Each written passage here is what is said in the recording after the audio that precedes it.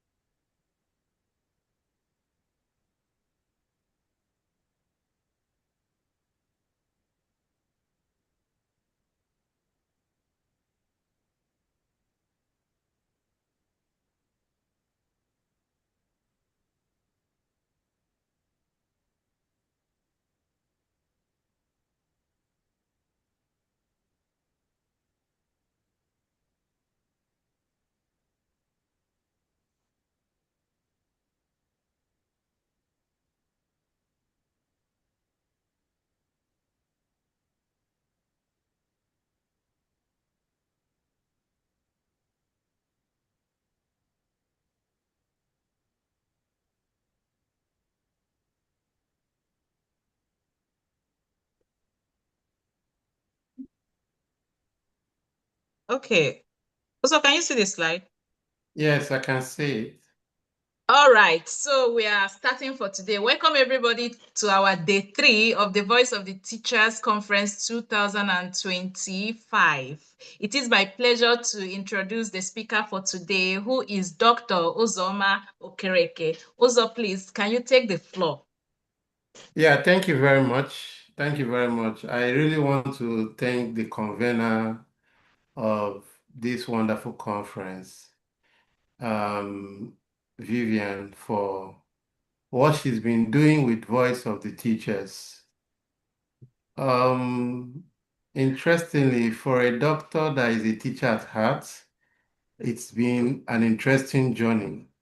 Lives have been impacted in this conference, and it's my honest wish and earnest desire that more people get um, hold of this conference.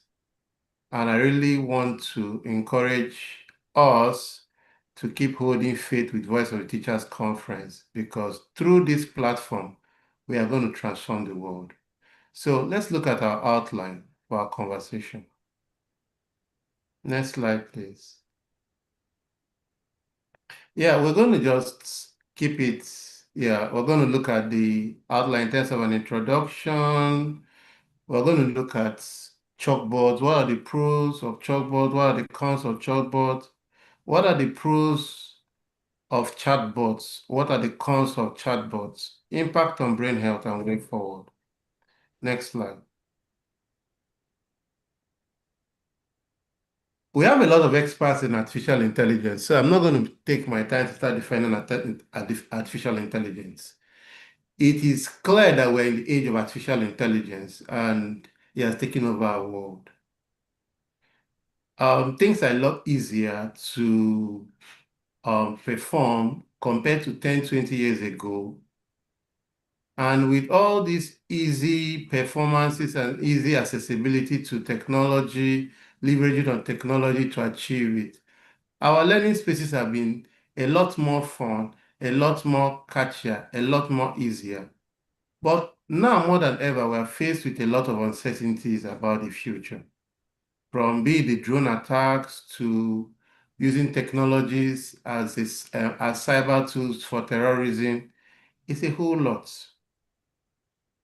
And it could also affect our space, which is the learning environment. So the learning environment is a place where we can impact the next generation of leaders. It could also be a place where, if care is not taken in understanding the role of technology, it could also be a platform where we can destroy the next generation of leaders. And that's why learning in AI environments are faced with these transitions. Okay, so go back to the previous slide, please. Yes, previous slide. Previous slide, please. Thank you. Okay, next slide. Leave it at introduction. Thank you. Okay, so we are thinking more like age of critical thinking and other survival skills. And so that's why it's important for us to look at it. So generally speaking, we have there's an urgent need to x-ray the pathways in order to chart a safe future for our kids. So let's dive in. Next slide. Next slide, please. So we grew up in an age or an era where we used chalkboard or what we call the blackboards. And it has a lot of advantages. From being cost effective, being durable, to being versatile and engaging. A lot of us that use the chalkboard know that these are our pros. For even fostering interactions and comprehension, we remember that these chalkboards they made learning easier, facilitated learning. When you didn't understand something, they'll tell you go to the chalkboard or the blackboard and write it out. So there was a lot of pros, and it's actually some of the pros that the chalkboard has that we remember with fond memories. So it's important that we understand that those things that we're thinking that we're old school, we are really not really old school because it actually helped the neurons in the brain to keep being activated in comprehension. So, when you're writing, you're reinforcing, you're actually activating the neuronal pathways in the brain to keep doing effective synapses and communication. So it's actually important for us to know that this is one of the pros of using a chalkboard. Next slide, please. Next slide, please. Okay, so the chalkboards were accessible and environmentally friendly. It encouraged us to have good handwriting skills. It helps us to provide narratives. So you could actually see that in a chalkboard, you could present this is in a more reliable data. And of course, in an area that we're not just there in terms of technology, we had no reliance on technology. We didn't need electricity. We didn't need to set up the IT structures or the IT networks to see how we could get our jobs done. So the chalkboard was there to do. And in this particular age, even with the advent of AI and AI in the classroom, we find out that at some point we still have a way of reverting back to our chalkboard. So it's not an obsolete technology in itself. Next slide. Next slide, please. Okay, so just more like reinforcing. So chalkboard has encouraged active participation through writing, drawing, problem solving on the board, fostering a more dynamic learning experience. When I remember a movie where there was an important problem that was set up on a chalkboard, left in a hallway. I don't know the name of the movie. People will come in, look at it, and there's a chalkboard that people can go in and solve complex math problems on it. So that is a lot easy. So it encourages active learning, real-time adjustments.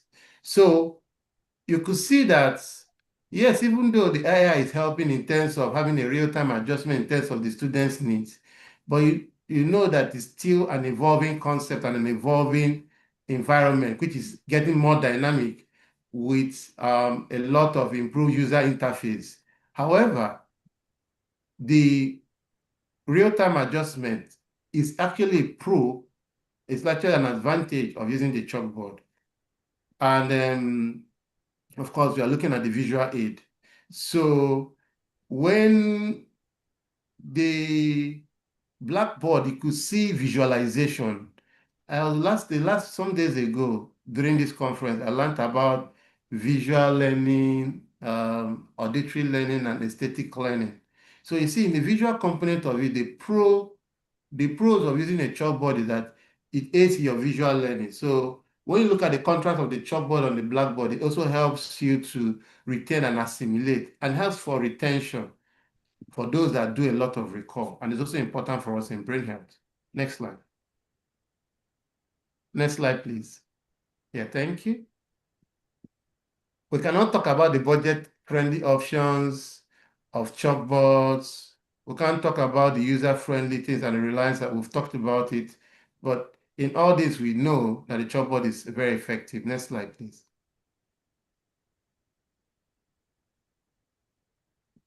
So, chalkboards, very interesting. So, with a chalkboard, one of the pros of chalkboard for a teacher is classroom management and teacher efficiencies. So it helps us in the supervision, monitoring, note-taking support. Though with the advent of AI, we are seeing a lot of interesting support systems in the learning environments, which was not what we saw last 2 years, and we are getting some of them for free. So a lot of people are trying to see how we can make those adjustments. But no matter the adjustment, it's still not going to take the place of the good old classroom management and supervision. Next slide. So we have the cons, the disadvantages. So one of it is the limited space and content capacity.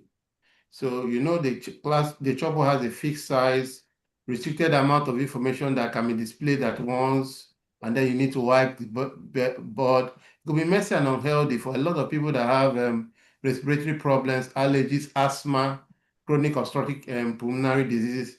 Yes, it could be a problem for them. There's also difficulty integrating it with technology because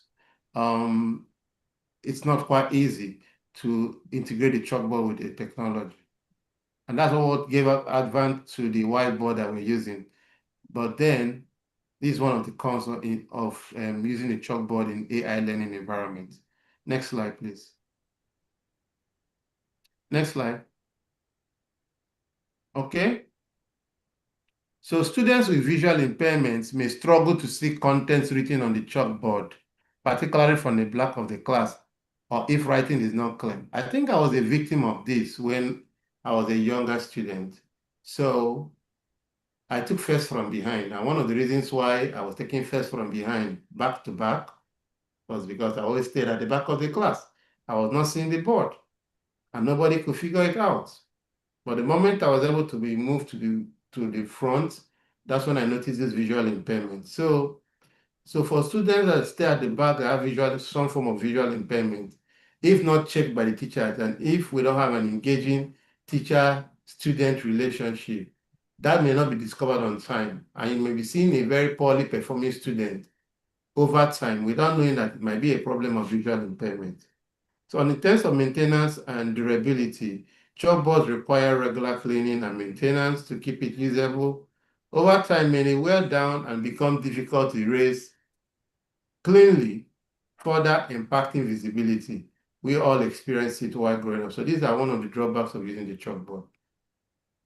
So we're looking at chatbots. Yes, chatbots, there's cost reduction in chatbots, but comparatively, compared to the Nigerian environment, chatbots are more effective, but it doesn't mean that there is no some significant form of cost reductions with chatbot in a learning environment. In terms of support, that's another advantage. Personalization, having a customized experience is one. Accessibility, time optimization, adaptive learning, administrative assistance, visual tutoring. These are advantages of using chatbot in AI learning. Next slide. Yeah. Now, chatbots do not understand emotions. No matter how much we think that we are going to improve the chatbot, it's a machine. Doesn't have understand emotions, and we can't do it. And that's a huge disadvantage for us. So the human experience that comes into play, the personal experience or stories that comes into play, the the spirit that is poured into the students while learning, the memories, and chatbot cannot give it to us. So that's where the chalkboard helps. So with each wipe on the board, you can remember an experience. You can even remember a story that was not related to it, or a life event or something that helps you to stick the learning concepts better. That's actually one disadvantage of chatbot. Chatbots cannot resolve complex issues, even though as we speak currently, with OpenAI and some user interface is being worked at to see that these are being resolved. But until that time, it's a disadvantage of using the chatbots. Chatbots can make mistakes. And a lot of generalizations, which we might copy and paste, might also be a setback, what we call artificial intelligence hallucinations. So it's also what gave birth to prompt engineering, where even if you throw in something to the chatbot, it also means that you should have some level of human experience to be able to direct the chatbot to give you the answers or the user experience that is appropriate for the task you're setting the chatbot to do for you. Of course, we cannot talk about the high cost and maintenance over a period of time, and which is also a drawback for us. Next slide. Next slide, please. So in terms of brain health, so that was actually why I was particularly interested in this topic. Because when we are using the chatbots, it has a huge impact on the brain. Artificial intelligence generally, over time, has caused the brain to atrophy. So we're having cognitive atrophy. I'm in the brain health research space, and the alarming evidences we are receiving, especially in low and middle income countries like Nigeria, points to the fact that we need to address this. And that is why I'm grateful that I've been given the opportunity to speak.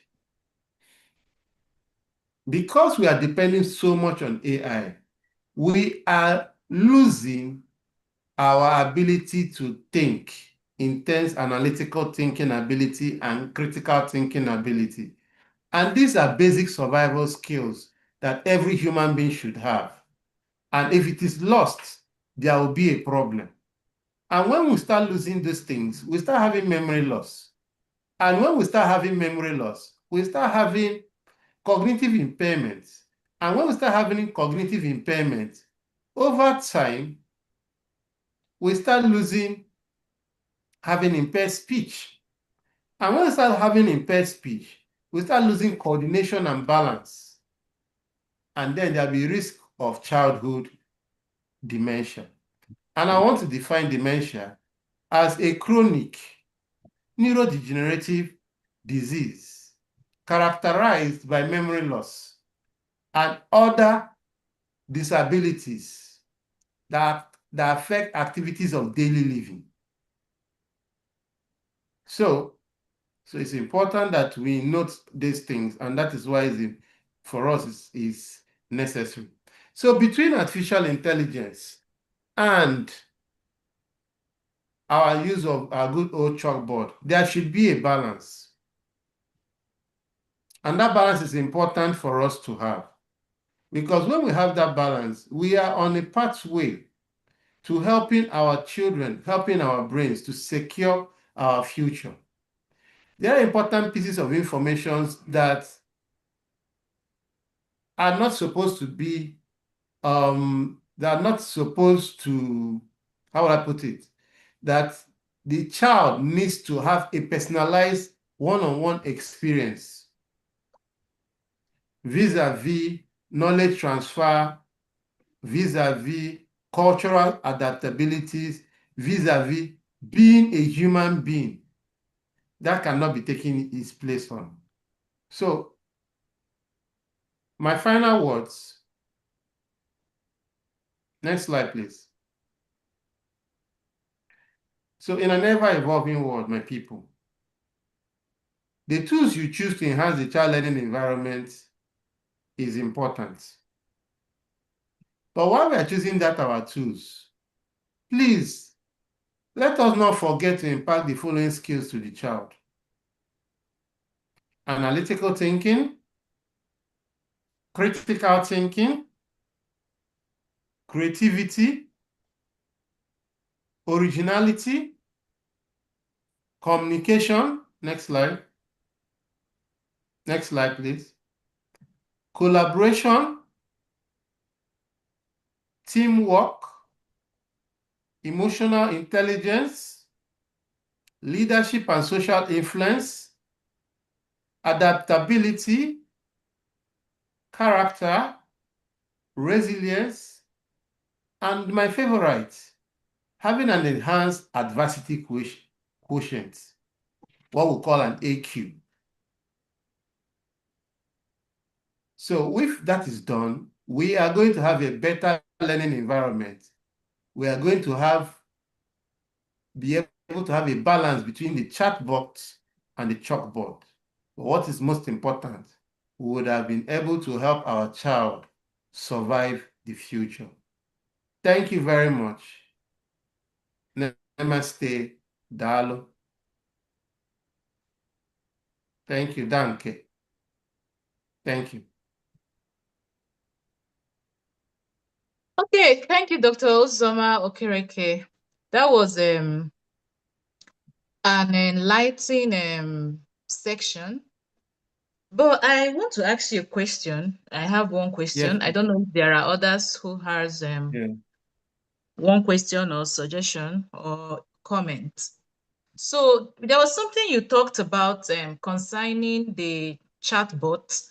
Then you said, yeah, you said during the disadvantages, okay? Yeah. So I want to know, I think you compared it with the chalkboard. Yeah. Okay, so how is it that the chalkboard, the advantage is better than the how exactly? As in, I want you to throw light. There is a question from me because I think I got confused there. I was really following you on the journey you took us on. But please, can you just throw light when you talked about the chalkboard being better than the chatbot? Yes. This is a personal opinion, but I know that a lot of people might have divergent views. Now, in terms of costs, we've been made to understand that where there is, I say, a subsidized IT infrastructure, it seems that the chatbots might be cheaper. But the question is, what is the per capita income of the average students, demographically speaking, that will have access to the chatbots? Now, how many children have access to a personal computer? In fact, how many schools have access to a computer or a tablet or a smartphone? Okay. But in our environment, we can always have access to a chalkboard. What we just need is get a blackboard and get a piece of chalk, and you're good to go, and you're learning. Now, in terms of even learning and adaptability, even when you have the chatbots to talk with, you also need some level of training and experience to really understand how to use the chatbot effectively and efficiently. So that's also a challenge in itself. But on a chalkboard, with me, all you need to know is just get the chalk and start writing on the board. Simple. Now, in terms of the personalized experience, recently, I think I've been a fan of AI recently. I've been going online and I've seen there a lot of newer AI tools that are helping in the learning environment for the child. Now, but this is in a country of over 200 million. How many people can have access to those facilities? If you look at the demographic income of parents of such children, about 20% earn 150,000 naira monthly or more, who can, over time with savings and cultures or running businesses, can afford these things. So 80%, even though these technologies are very wonderful, even though these technologies make life easier, even though these things are things that we need to incorporate in our learning environment, they are not available. They are not accessible. That's the painful reality. Now, there are donor organizations that might say, okay, we are going to donate for these people. But then there are a lot of disruptions. Politics, political self-will may not make such projects sustainable. Before the Trump administration, there were a lot of things that were accessible to the Nigerian environment. After the Trump administration, some of those facilities were reduced or cut short entirely because of access to funding. Because whatever we're doing that is looking, that is beautiful, we're also looking at, can it be accessible to the individual, families, and communities at every stage of their development in a place that is culturally and locally accessible to them, and which they can actually have self-reliance and a continued participation. So as much as the learning tool, AI tools are there, they are very, very interesting, but we have a long way to go to adopt and bring it into our environment. Then in terms of talking about protecting the safety of the children, if you want to control a nation, become a teacher. If you want to control a nation, if you want to lead a nation, become a teacher. Because to that young brain, once you infuse political ideologies at that young stage and that child catches it, it forms his opinion for life. I'll give you an instance. It was in a classroom that I was taught by my teacher several years ago that it's better to be responsive than responsible. And that ideology was transferred to me with a chalkboard.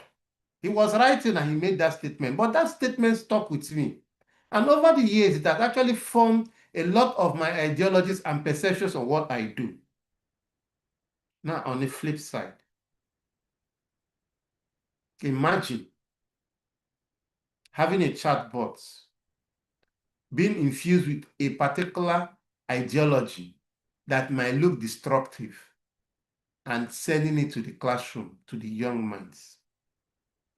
In a country there is little or no regulation on what filters in larger climes like China, there is regulation of the artificial intelligence. So you know what information is filtered into your population because they are aware that information use, misuse, or abuse can make or mar a nation.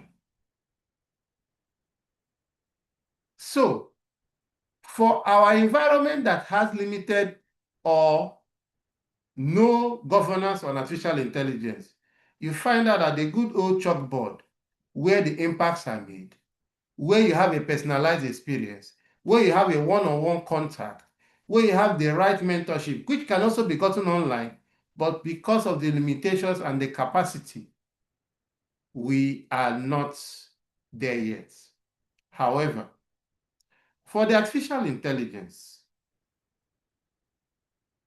with support, we can reach a larger audience. We can reach a larger population. I know that through the Voice of Teachers Conference, which is an artificial learning platform, we are reaching out to people all over 4 or 5 countries from what I've seen in the chatbots and from previous speakers over the days. An interesting conference that we cannot achieve with the chalkboard. We can achieve that with the AI learning environment. So the question or what we are looking at in terms of sustainability, in terms of resilience, in terms of adaptability, in terms of a long-term look, in terms of future directions, is how do we infuse the lessons we've learned from the chalkboard, which are the pros, into the AI learning platforms that will be governed and regulated so that the right knowledge gets to the right people and the wrong knowledge is filtered out over a period of time. I hope I've answered your question. Oh, yes, thanks. Yeah, you've thrown light to what I asked. So I now see where you're coming from. Yeah. I'm open to questions and other suggestions because the topic is actually supposed to be interactive because people might have their own opinion, just like I may have my own opinion. But when we discuss, we can have a confluence of ideas, and from there we can have actionable steps and statements that can form policies that we can submit to government, and that could drive some changes in the future. Who says that this conference, the except from this conference cannot be a platform that we can draft the next policies that would change the education landscape in Nigeria and other low and middle income countries at large?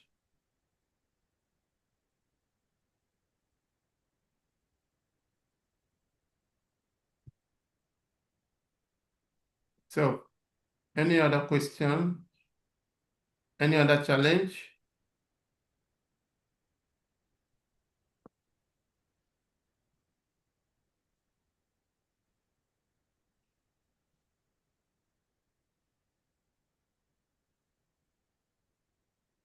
Viv, are we together? Yes, I don't think there's any other question. Okay. So, with your kind permission, I may have to off my video and allow the next speaker to talk. Okay. So Yeah, without thank you very wasting much. time, I'm calling upon Sandra, who is our next speaker, to please take the floor. Sandra, are you there with us? Yes, I'm here. I'm right here. Okay. Okay. Good afternoon, everybody. Good afternoon. Oh, thank you for your time. Miss Susan, that was just a wonderful session. This wave of AI is everywhere. Everybody, oh, AI, ChatGPT, Gemini, Copilot, and you have really put, something that has always been on my mind, that in the midst of using all of this AI, we have to still be who we are, because at the end of the day, we'll end up being robots. That's what this is. If it's not properly used, if it's not used ethically, with the right policies in place. Do you understand? I've ever gone for a conference where they're talking about, they were asking as far as, will AIs be allowed, will robots be allowed to vote? What are the policies? So this AI thing, yes, beautiful, is helping the world. We can do things at a really fast rate and all of that. But then we still have to, that part of us that is human must remain. Because if we take that away, I mean, at the end of the day, we're going to see, to get to a point where you see robots will begin to fix robots. So where's the place of the human? We all have to be very, very careful. Thank you so much, Dr. Zoma. I think you did justice to that session. Yes, and I would also like to start with thanking our convener, Vivian, year in, year out. Shall be pushing this forward. It's a brilliant conference. Thank you, Vivian, for your tenacity, your consistency. And I just feel that it's only God that can reward you. You have done so well. It's not easy, whatever it is, getting people together, hosting the meeting, being everywhere at the same time, leaving some other things you'll be doing to be, to organize this. I know it's not easy, drawing up the plan. So thank you so much, Vivian. And yes, to everyone who has taken time out to log in at this time, I know there are so many other things you'll be doing, but you're just taking out this time. Thank you for being here at this time. All right, so I am going to contribute my own quota to this discourse that has been going on. Okay, I think this is day 3, right? So yes, this should be day 3. Okay, this Yes, is day day 3. 3. Yes, this is day 3. Okay, I'm going to be looking at AI-driven assessments, smarter Sorry, can you put it testing. on slide? Can you put it on slideshow? Eh, Yes, it's not, but if um, you can't, no okay, problem. yes. Okay, let me do that. So that you can see the whole screen together. Let's see. Hush. Yes, please. Didn't plan to do that because okay, let me just close this part. If we take your time, if it we take your time, no problem. Is it better like this? It's okay. It's okay. Okay, okay. All right, so AI-driven assessments, smarter testing, and better feedbacks. Okay, so we're back to this era of AI. All right. Let me just contribute my own 2 cents. So I'll start off with talking about the outline, what I'll be discussing with us here. Now, I'm coming from a very peculiar aspect. Many people who have been in this conference, I've listened to them. We're not originally teachers, or let me say, we're not trained as teachers. Okay, so I'm going to come from a purely teaching I'm from a pure teaching background. My first degree, second degree, they're all in education. So I'm also going to look at AI from that point of view. In fact, that's where I'll be looking at AI from. I'm not going to be looking at assessment and feedback based on any other thing, apart from the perspective of using it in education, using it teaching. Okay. So these are some of the things I'll be talking about. We'll be looking at assessment and feedback. I'm not going to waste my time on that, or talking, rather, I won't waste my time dwelling on AI. Okay. Yes, I'm going to touch a bit on assessment. I'm going to touch a bit on feedback because, I believe many of us are teachers here. So assessments, there are there are words. Those are the words we use often, testing and all of that. So the next thing I'm going to look at the problem with traditional assessments. That's what I'm going to, dwell on. Then I'll go to AI-driven assessments. Then I'm going to look at the major part of it. When you talk about education, there are 2 frameworks for everything that connects to teaching and learning, and that has to do with the Bloom's taxonomy and the Gardner's multiple intelligence. Okay, many people, Gardner's multiple intelligence is not very popular because, it's a bit technical, the resources, and it's a bit more expensive to run. And, but the Americans, and I know they like the multiple intelligences. Then I'll go to smarter testing feedback. Then we're also going to see what are we to do now that we have been empowered. Those are some of the things I'll be dwelling on during this session. So the first one, let's look at assessment. What's assessment? Assessment is basically collecting tools, processing them, analyzing them, information, collecting, analyzing information about who? About the learner. What does the learner know? Okay. About his skills, what can he do? There's only a third domain, which is the psychomotor. Many people don't talk about it. What is his feelings, his emotions towards those things he knows and those things he can do? Is he willing to use them? Will he be pushed? Does he need to be motivated before he uses them? Or is it just natural for him to apply these things because he knows them? Okay, so if I should use Nigeria as a typical example, let me say now, we know the right things to do in Nigeria.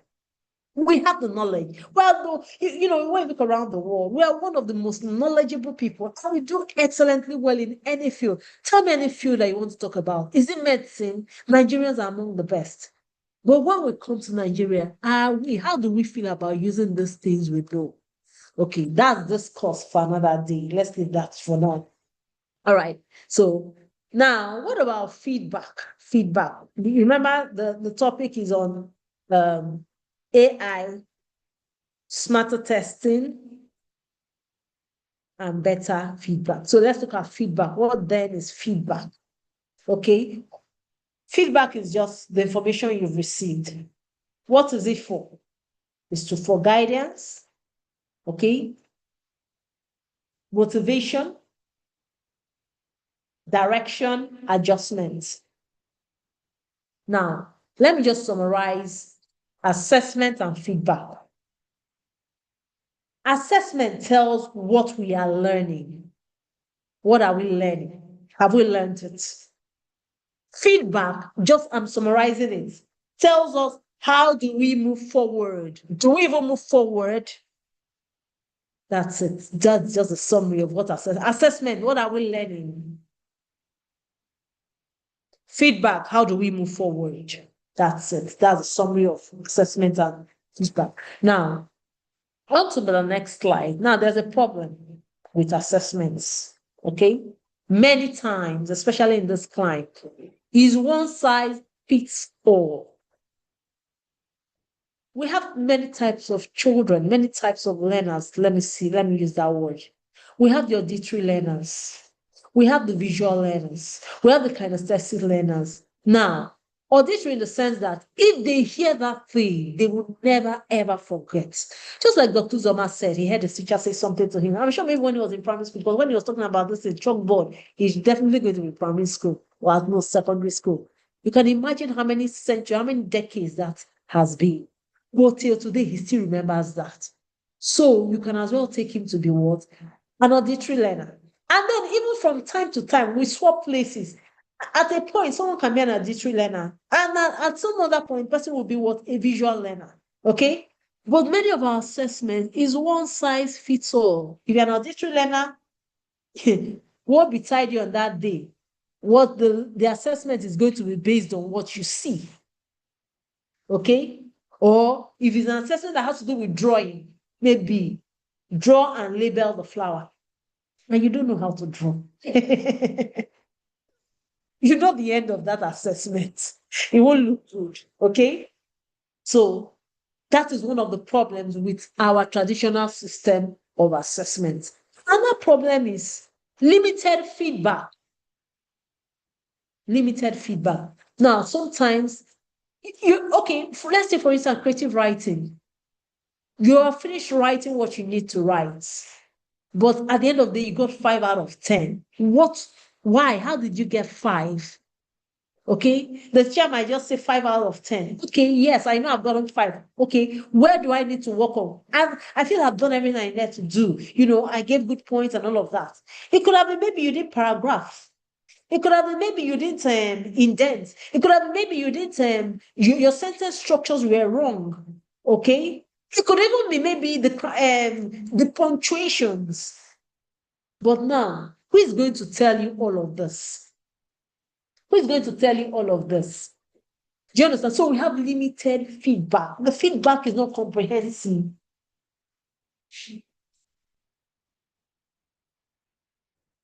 So the feedback is not comprehensive. Okay, you don't know what you did right. Sometimes you don't even know what you did wrong. You may not even know what you need to improve on. Okay, so that's another problem. Then many times our assessments, they're just based on, we're going to see that when we look at Bloom's taxonomy. They're based on 2 things: memorize and recall. For instance, I'll give you a passage. The name of the boy in the passage is Obi. Obi is 10 years old. Obi goes to school. Obi, every morning when he wakes up, he goes to the stream to fetch some water. What is the name of the boy? Obi. Which school does Obi go to? Obi goes to Amaku Primary School. That's all. It doesn't go further to test other domains of learning, other aspects.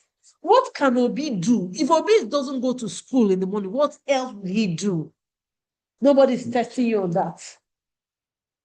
Okay, so the testing just picks 1 or 2. Memorize, the remembering level, the memorization level, maybe it goes further to comprehension, but that's all. What can you do from that lesson that has been taught? Many times, in this climb, those aspects are not being assessed. What will you do if you're in Obi's position? That aspect will not be assessed. So that's also a problem. So we have 3 major problems, one size fits all, limited feedback, and then, not assessing other levels of learning. We're going to see that when I talk about that level. When we look at Bloom's taxonomy, we'll see that. We'll see the other levels of learning. Then AI-driven assessment. What's the difference? First of all, AI, yes, and I forgot to say something in the feedback, limited feedback. Limited feedback is not only about what did you not do right, okay? It could also be limited when you don't get the feedback on time or no feedback at all. For instance, learners have done something. The grades, just like the election of 1993, the results were never came out. What the work the children did or the learners did was never graded, it was never marked, or they didn't get feedback. That's even worse, no feedback at all. Okay, so but now when we look at AI-driven assessments, what are we seeing? We're seeing adaptive testing. Now, adaptive testing has to do with a situation where the learner is learning, okay? And then the assessment has been adapted to that particular learner. In other words, we could have a situation where, okay, the learner is learning what he's learning, right? If you're using AI can help in such a way that, okay, let me take a comprehension passage, for instance, now, okay? It tells you what the learner should know. For instance, if the learner is tested on the passage, if the learner gets the first question, let's say usually they are quizzes. If the learner gets the first quiz, okay, then we know that the next question is going to be something harder. But if the learner doesn't get the answer correctly, then you give the learner a simpler question. You see, it has been adapted to that particular learner. And then you have personalized feedback. Personalized in the sense that AI will bring out, even if it's creative writing, we could have AI, it will analyze everybody's writing, tell you what you did right, what you did wrong, where you need to improve. Do you understand? Sometimes teachers, if for a teacher to sit down and begin to do all of this, of course, it's going to take a lot of time, especially if it's a very large class. Then we have data-rich dashboards. When you are using AI, you have so many options to choose from, so many tools to use. Okay, you are not limited in any way. Okay, let's go to the next slide. Now, I was talking about Bloom's taxonomy. So in Bloom's taxonomy, we have 6 levels. We have the first one, remember, understand, apply, and all of that. Now, many times, traditional tests, they only talk about what? The first 2. Remember and understand. Some even go further to go to apply. Okay? That thing you have learned, apply it in a new situation. It's about using that knowledge to create something new, something different with what you've learned. Okay, many times traditional testing, it doesn't go all that way to test what you have, if you have learned, what you can create with it. Now, if we are merging AI and Bloom's taxonomy, we're going to look at adaptive recall quizzes. I've talked about that. Okay, then the NLPs, natural language processing. AI now knows how you think or how you reason and begins to give you feedback based on that. Okay, what you give to AI improves on it and gives you feedback based on that. If you are using an AI to test to test learners, to assess learners, okay, the more you feed in, the more you use the AI is able to say, okay, this is where this person should work on. Okay, this person has done this. Maybe you should move on to the next step.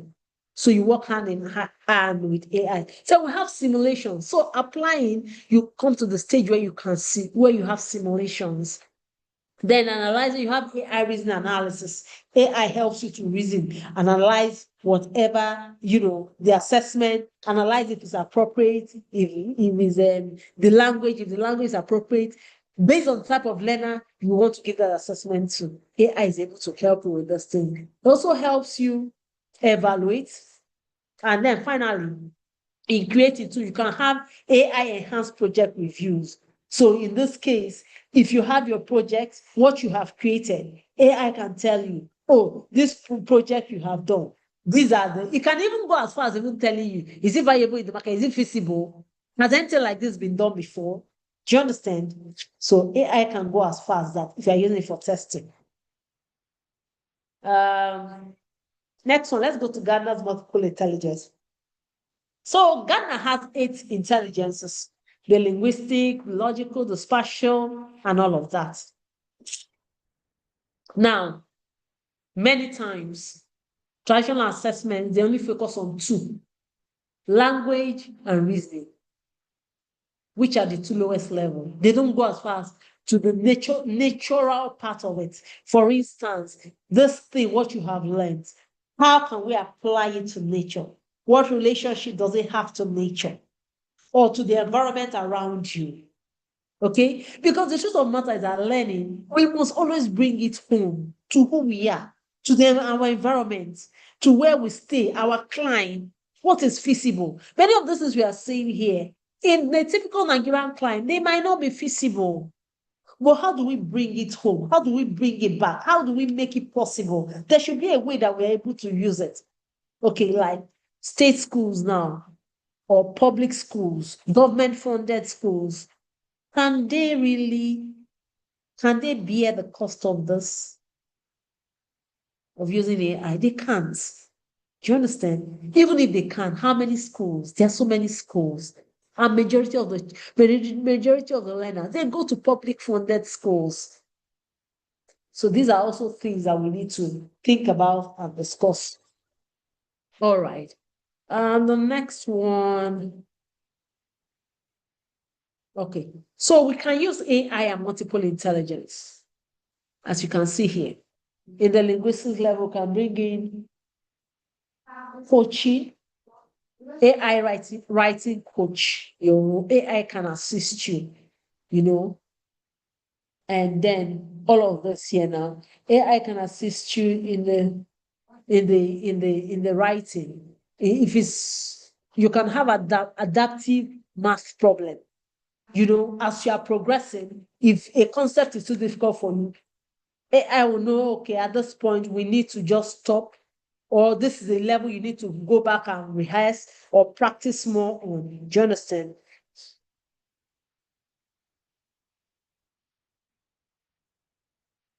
Okay. Where am I now?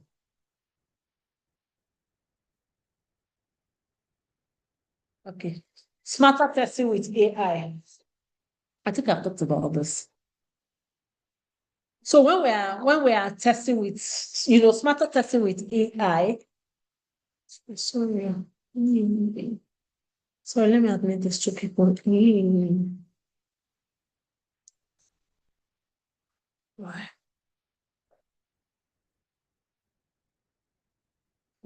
Okay. Adaptive testing in real time. So when we're using, by the way of talking about Bloom taxonomy and multiple intelligence, I think I've touched on all of those things I'm talking about here. Like adaptive testing in real time. I've talked about that several times. We know that we adapt a particular assessment to learners, and then if the learner is not doing well, as we progress in the questioning and the learner is not doing well, we now know, okay, we need to go back and give the learner something simpler. Okay, if the learner is doing very well, then we have to go further or make the questions tougher. Something like Duolingo. Duolingo does that. If you are using Duolingo to learn a language, you see that as you are progressing, the more you progress, the tougher the questions will get. But once you're not making such progress, it begins to give you simpler questions. Do you understand? Then predictive analytic for struggling students. Now, we can predict, we can analyze, we can predict. For instance, a learner has turned in his homework, he has done and the assignments, or he has missed class, his behavior in class. Based on that, you can predict the child's final assessment. The child's final grades, let me put it that way, not assessment, child's final grades, if you use predictive analytics. Do you understand? Now, predictive analytics, basically what it does is that it's like a gauge, a thermometer to check the learner's the learner's health, the learning health of the students. How well is that student doing? I remember it's predictive. You haven't gotten to the end of the school year or the end of the semester or the end of the term. Do you understand? But you can predict based on what you are seeing, based on the data you've collected. You have given homework. How many homework was the learner able to complete and submit? Okay. Now, in the quizzes, like formative assessment in class, how many questions has that child been able to answer? Maybe out of 10, the child answered 3. His behavior, has it been quiet, disruptive, coordinated, or disorganized? From all this, you can predict that at the end of the term, this child cannot score more than 50%, based on the things you see happening. So AI can also help you. And then when you find this out, with AI, that will tell you that you need to boost that learner's, it's like give an injection to boost the learner's learning health. It could be maybe give him a study body, or give him extra practice, or even change his sitting position in class. Maybe a learner is sitting at the back, you could as well move the learner to the front of the class. Do you understand? Things like this could help you when you are testing with AI. Then the feedback, you now know what you are testing on. Some learners will do excellently well when it comes to memorizing. They will remember everything. Was that all? What can they do with those information? That's where the problem lies. So when you make a match between the feedback is aligned with Bloom's taxonomy and Gardner's multiple intelligence, it will be a smarter way of testing the children. The test is not limiting them to only what they can remember or what they can recall. Can they think critically? Can they evaluate this? Given another situation, what are they going to do? Would they be able to apply this knowledge, this information they've gotten?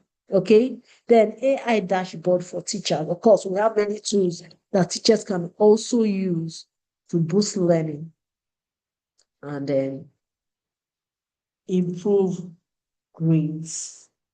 Effective feedback transformation. So when the feedback is effective, you see, it's not just grades. Like if you are just on memorizing and comprehension level, the children will do well. But if you now move them away from there and say, okay, explain in your own words, that will not become a problem because the learner is not used to explaining. Or use this information you have gotten to create something else, something similar.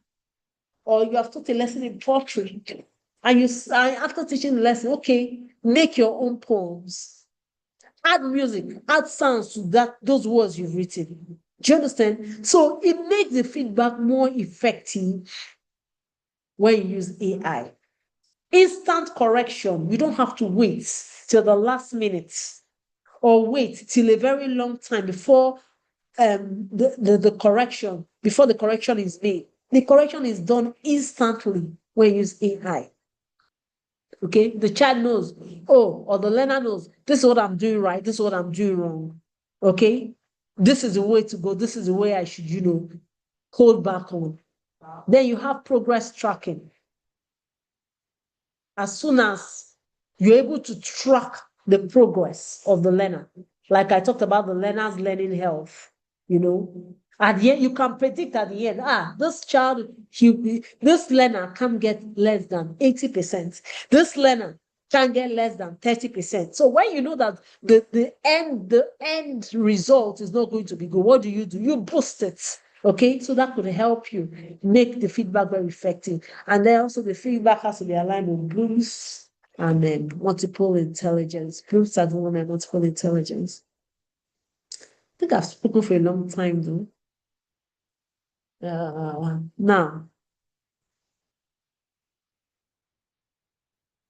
Now, there's always been this fear that AI will replace teachers. There's always been that fear AI will replace teachers. Well, many people of the opinion that AI won't replace teachers, but I beg to differ. True teachers who use AI will replace those who don't. Okay, true teachers are teachers who are true and true. Now, before the use of AI, just like Dr. Uzoma said, there are a few things we need to get in place. One of them is we have to know the basics. Okay? It's just like everybody's talking about tech, AI, tech. Those are the two words on the street. An article I once read said from the dusty streets of Kano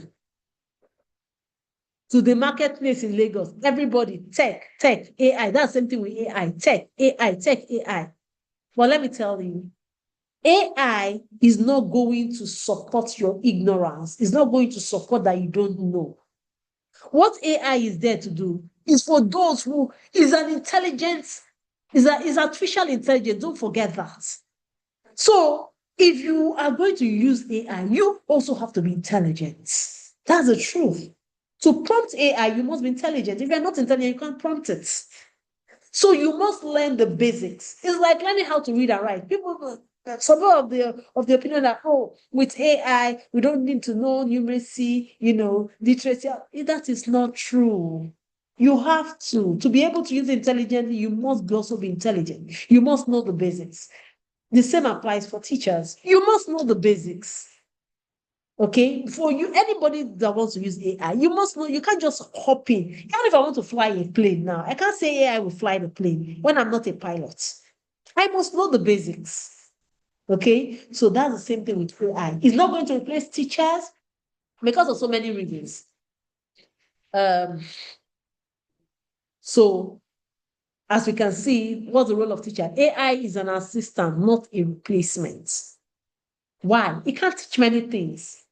It can't teach empathy. It can't teach good judgment. It can't even teach critical thinking. And we have seen some child like the Dr. Someone say they come up with wrong information. Yes. Okay. So there are many things AI will be able to do without a human being by its side to correctly prompt it. So, but are there challenges? Definitely there will be. We have so many challenges, ethical issues, data privacy. Okay, that's one of the issues when we begin to use AI. For instance, after the assessment, how are we sure that assessment, the assessment will not leak? And then people will get to see that, at some point in time, this person got 30%. But when the person was in primary school, maybe now the person is vying for a political office. I say, in numeracy those days, you used to get 30%. Do you understand? So we have those issues, data privacy, AI bias. Okay, AI can also be biased, yeah. Teachers trained. Do we have enough teachers who are trained in using AI correctly, who can prompt it, who know the right words, who know the right prompting to key into the AI to use it so as to get the necessary feedback? Then we can't over-rely on automation. We can't over-rely on AI, just like Dr. Zoma said. There must be a balance. There must be a balance. Okay? We have to balance AI with who we are. There must always be that balance. Teacher's judgment will always be there. Sometimes AI can even tell a child knows it, but the child doesn't know it. Okay? But mere looking from observation, the way the child is behaving, even some children, they might even know it, some learners might even know it. But at the end of the day, the confident, when they leave that environment, will they be able to use this? Or is it just for the information they have? Is it just for because they're in a particular, a particular environment, an environment that has been automated? If they leave the automated environment, would they be able to cope? And this brings me to some issues even Dr. Zoma was talking about, like critical thinking, survival skills. Do you understand? being able to analyze situation, reading body language, the tone of one's voice when they're interacting in a natural setting, out of AI. So we can't over rely on automation, we can't over rely on AI. But we are going to still have the essence of who we are as humans. So how are we going to make this happen? So we are going to start with low stakes AI quizzes. Of course, we have to blend AI with teachers' judgment. Try to align when we're using AI. Let's align it to this Bloom's taxonomy and multiple intelligence, Gardner's multiple intelligence. And then try one AI tool in the next month. Oh, it's like I've spoken forever. Thank you so much, everybody. My name is Sandra, and this is Voice of Teachers Conference again. Thank you. Okay, thank you, Sandra, for your presentation. It was quite insightful. And then before I say anything, I would like to know if there's anyone who wants to make a comment or suggestions or questions. Anybody from the background?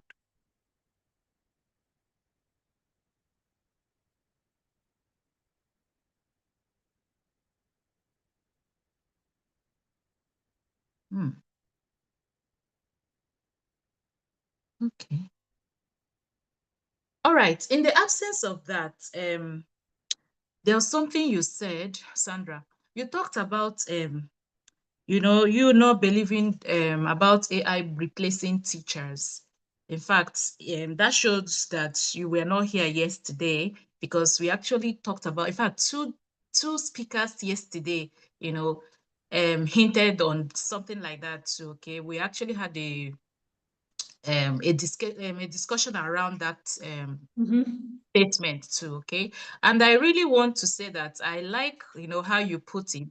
It's like, I was just thinking, had it been you were here yesterday, you would have joined in that contribution. Discussion. Okay. Yes, because you now made it clearer. There's a way you put it that I'm talking about that I like, because you just said that AI is not going to replace teachers. Rather, it's going real teachers who knows how to use AI will replace teachers who don't. I hope I'm correct. Yes. I want to quote you. Yes. So we had that discussion. Okay. So I just, when we had that discussion, I don't know why I keep trying to talk about this point. I actually also took us back to our own country. I took us back to not the cities in our country, okay? Because I was like, okay, yes, imagine.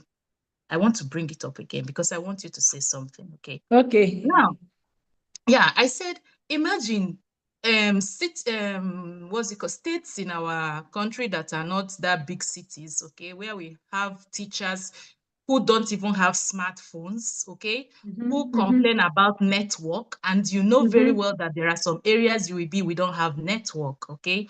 Now, yes, many of them, okay. So, and I'm like, even sometimes in Lagos, it's somehow frustrating. It could Light, frustrate let's leave someone. network. Light. Oh, thank you. How about We're light? going You too see, far.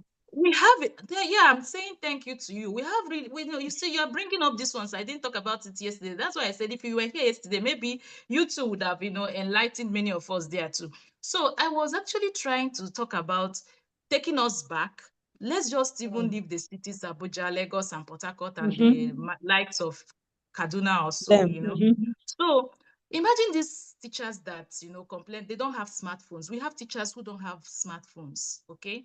How are they going to do this? It's not like they don't want. It's not like they are not intelligent, okay? So I was asking, because there's something you said.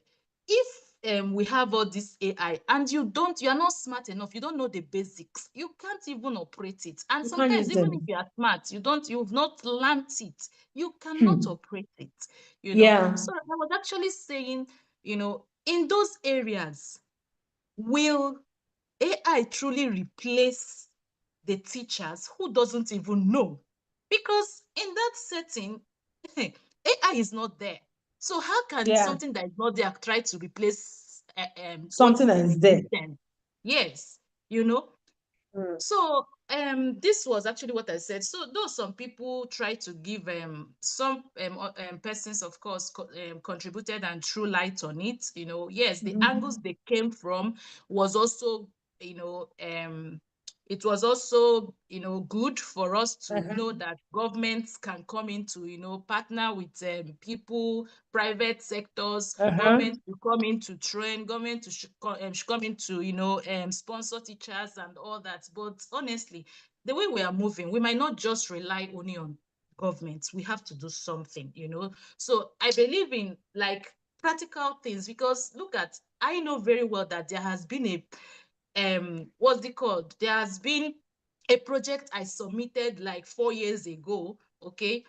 Up to now, you know, there's nothing, you know, because government has a lot of things, a lot of projects coming Yes, to them. Let's plaguing not it. blame them completely. Yes. So Yeah. if yes, government is focusing on so many other things, having a lot of other distractions, projects flying up and down, we too should also think of how can we help ourselves, you get.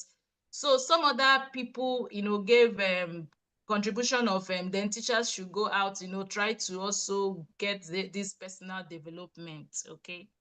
But Yeah. well, I guess I just wanted to, you know, bring it back again because you mentioned it, and then see if there's one or two things you would like to add there. Okay. Honestly, that's a way to go. Professional development and all of that. But then again, let's come back to something else. Even when you're going for it professional, like there's even one training now that is free. It has to do with AI. But at the end of the day, you still need internet connection. You still need data. And the way data is in Nigeria, and I don't even understand if I'm sharing it with the service providers. Do you understand? If you lose 15,000 naira, it's nothing. You will sit at one sitting, you finish, you will exhaust it all up. So we're still going to look at this thing critically. Yes, but I won't say that they should just remain the way they are. They can also push for it. Public-private funding. Somehow government should bring some quota, the private sector should also bring some quota. And then, because at some point, what we are all driving at is a balance. You can't take away AI totally, and you can't rely on it totally either. Do you understand? There must be that balance for a holistic child, a holistic learner, a holistic nation. There must be that balance.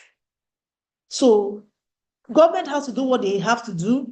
As an individual, you also need to do what you need to do. If you have been hearing about AI, even if you don't have access to let's say to the resources, you should just find a way around it. And then learn the basic. What is even AI? Do you understand? There are so many of them out right now. So many, some we can't even use them in Nigeria because they are paid for.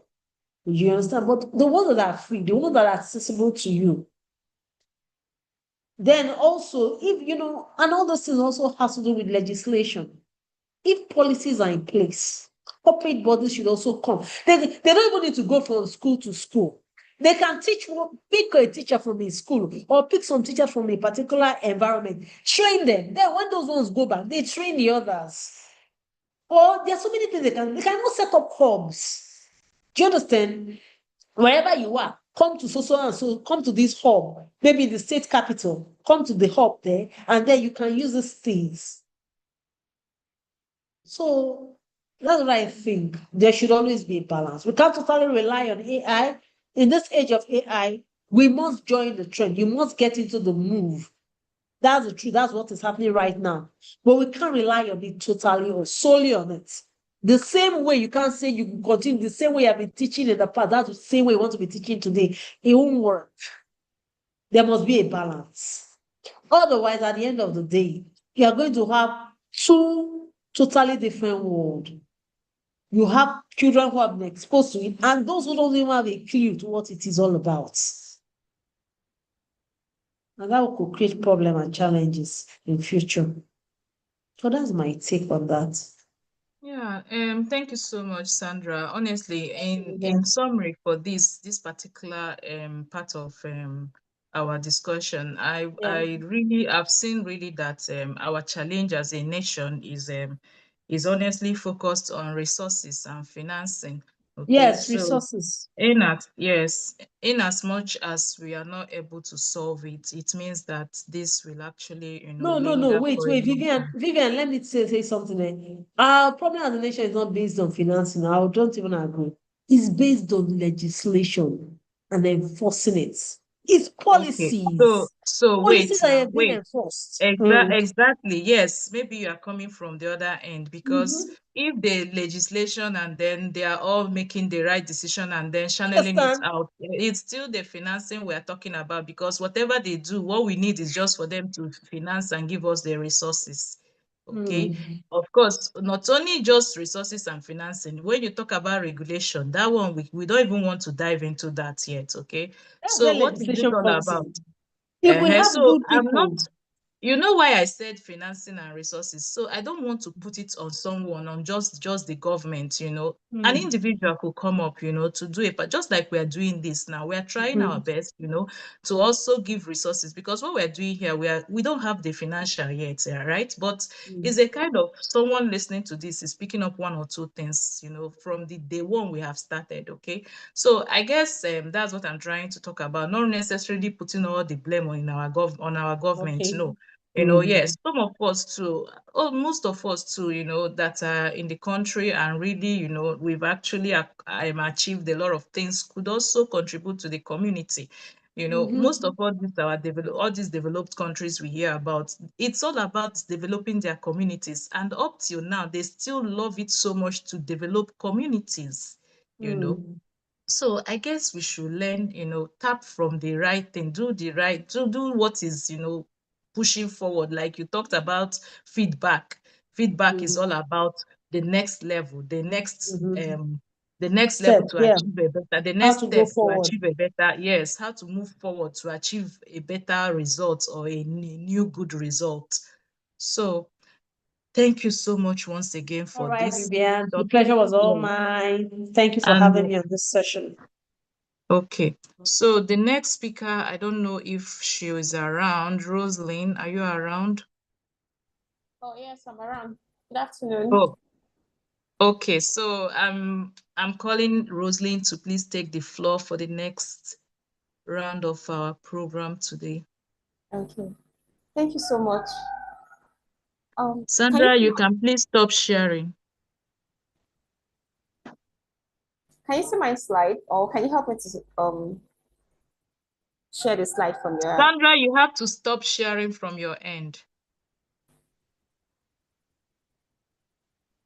Sandra? Yeah, oh, I'm here. I'm trying to stop sharing. Sorry. Oh, Vivian, Okay, I've stopped. Can you help me to share my slide? No, I can't because I didn't open it. Okay, You it's not just open. sent it. Yes.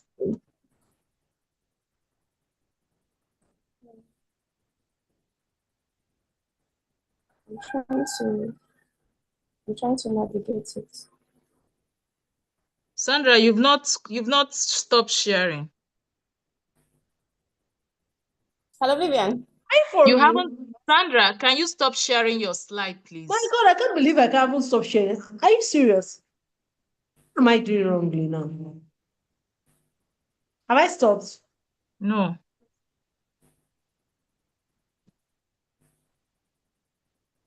Okay, I've come on.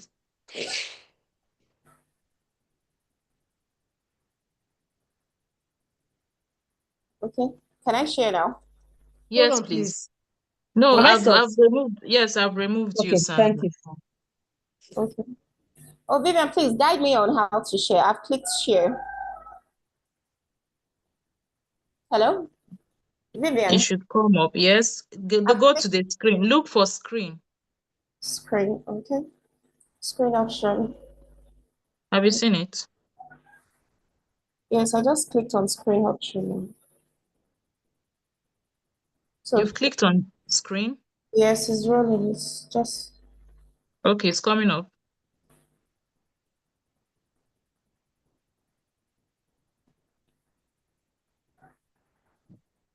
have you seen it?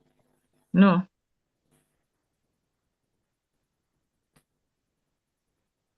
Is there any sign that it's coming up? No.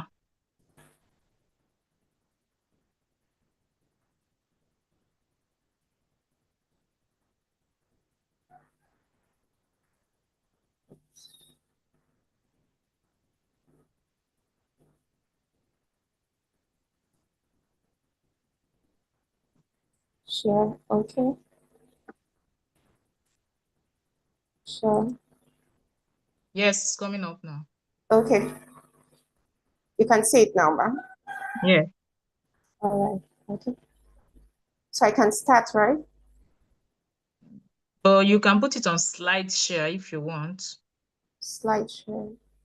Yes. You go to slideshow, you will see current. You just put it on current. Mm. Okay, if you cannot, look at slideshow is up there. Can you see it? Slideshow. Yeah, yes, I've seen it. Click on it. Then look for current slide. Look at current slide. Current slide is by your left-hand side. Current slide. Go down. No, go down. Current slide. Keep going to the left. Yes, current slide. Okay, I've seen it. Yes. Okay. Oh, that's an error. Yes. Okay. Good afternoon, everyone. My name is Roslyn Chiere. I am here before me. I'll be presenting my topic on our Voice of Teachers Conference 2025. And the topic before me says transforming homework and research with AI assistants. So here we go. This is, for me, the topic is just as direct as much as it can, in as much as we've been talking about artificial intelligence. We all know the benefits, the advantage, and the disadvantage. But to a large extent, I want to believe the advantage is more. The advantage is more. Yes, professionally. And my question says, why do we use AI? Why transforming homework and research with AI? So this is just a direct topic. We all know the benefits of AI. Number one, the reason why we have to transform our homework and research with AI, one, like I stated here, it's enhanced efficiency, accuracy, and accessibility in academic tasks. Then the number 2 point is supports students, educators, and researchers in managing complex workload, which we all know in a situation whereby we have like a complex workload. With the help of AI, it helps to break down all of this and make our work seamless. It's more like working smartly for those who understand the power of AI. Then the third point, it bridges gaps in learning through personalized assistance, you know, in the process, the situation whereby as a student, who is learning or somebody who wants to have understanding about a particular knowledge, you know, or a topic, with the help of AI, it's really support, it bridges that gap to an extent, even without an instructor taking you. With the help of AI, you always have a basic knowledge about what the topic is all about. Then I went by looking at the struggle. Before AI, the truth be told, they've always been a struggle, you know, especially when we have like homework, academic tasks, we meant to make research. Back then, you know, we maybe probably going to the library, we source for plenty materials, you know, we gather lot of materials, all in the name of, oh, we're searching for what to make, oh, we're searching for an assignment, you know. And by the end of it, we'll find out that we're wasting so much time. And here we come with the help of AI, you know, it's able to break down work to be seamless. So here, the struggle back then, we know homework plus true learning. Most cases, we waste much time, you know, trying to gather material, make resources, flip into books, pages by pages, you know, authors to authors, and the rest. And sometimes we even end up with endless information. We end up getting information that may not even be meaningful to us as well. Then sometimes we lost creativity. Why? Because, oh, there's so much materials, and by the end of the day, you don't even know what to even do. and probably the creativity of trying to put information together or trying to bring out creativity out of it. By the end of it, we just find out that we are losing it. Back then, before the the invent of AI. So the struggle is always much, although it has its own advantage too, in the sense that it enables us to look critically. It might take time, like I said, most times it's always like a struggle. But by the end of the day, when you put that effort together, we now find out that, okay, there is headway. There is an headway, although it might not be perfect to the point that may be suitable to us or to the instructor we are working for. Then my next slide talk about the turning points, So here, what is the turning point of transforming homework and research with AI? Like I said, students need more than answers. We actually need more than answers, I could notice back then when we are assigned to go and make research, most time we just want to do, like we always say, we'll root to the answer. Let's just get the answer, and that is it.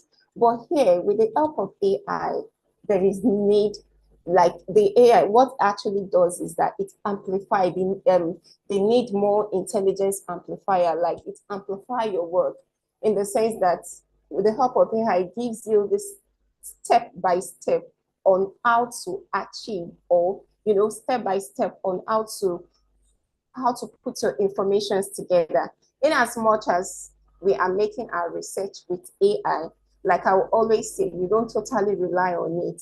It's just a guide. It guides you. It gives you that step, to enable you to put your work together, to put your homework together, to put your research together.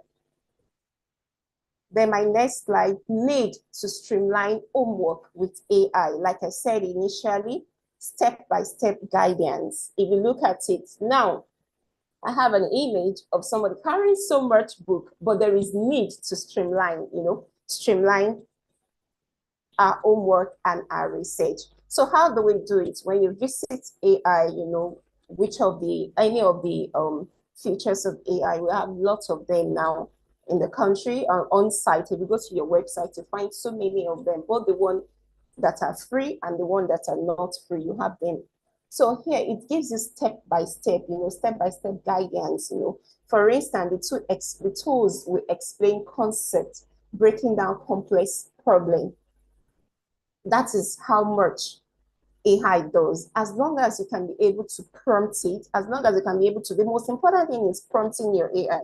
But then I noticed that some people, the moment they might not even prompt, they'll just drop the question and AI fetch them the answers. And by the end of the day, they don't amplify, they just let it like that. You don't wait for AI to give you everything. You put in your best as human. AI will only do its own as artificial intelligence, but as human, you put more effort. Then, like I said, the second point, needs to streamline homework with AI, it's personalized learning, adapt to individual learning style and pace. Yeah, we are human, difference of individuals and difference of learning behavior. The way I'm going to understand my learning is different from the way A or B will understand his or her learning. So that is how much AI does. If, for instance, AI is bringing you a solution, it's not clear. You can personalize it to your own understanding, to your own style, and to your own pace. Is that flexible?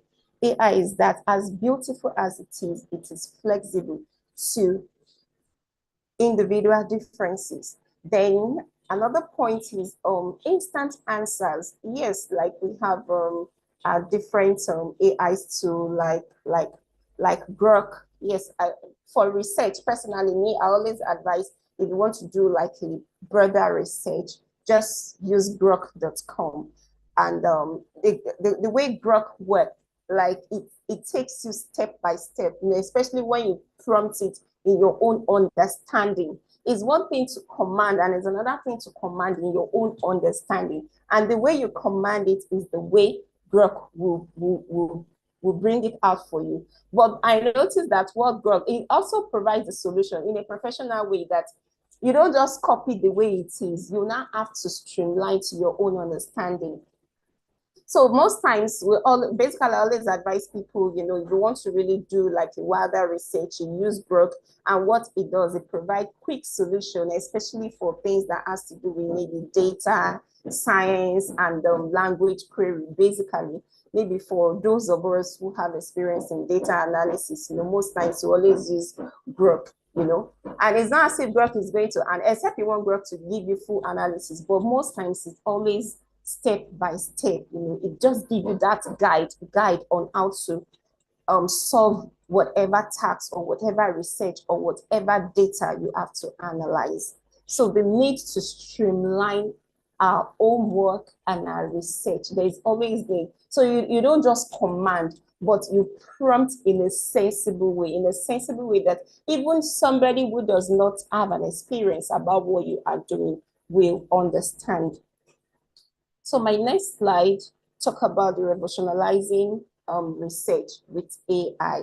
Oh yes, in fact, this is, for me, this is the most important as far as AI is concerned, maybe because of what I've used of recent. Like, I really saw power in revolutionizing research with AI. For instance, now, I worked with an Indian lady. Oh, she happens to be my instructor in data analysis. And she asked me to go and get data from CarGurus, you know, to analyze the data after, like, it's not just analyzing. I will clean the data, analyze, and query it, like use standard query language, then power it in Power BI, then present it. So in my mind, I'm like, how do you want me to do all of this within the twinkle of an eye? Okay.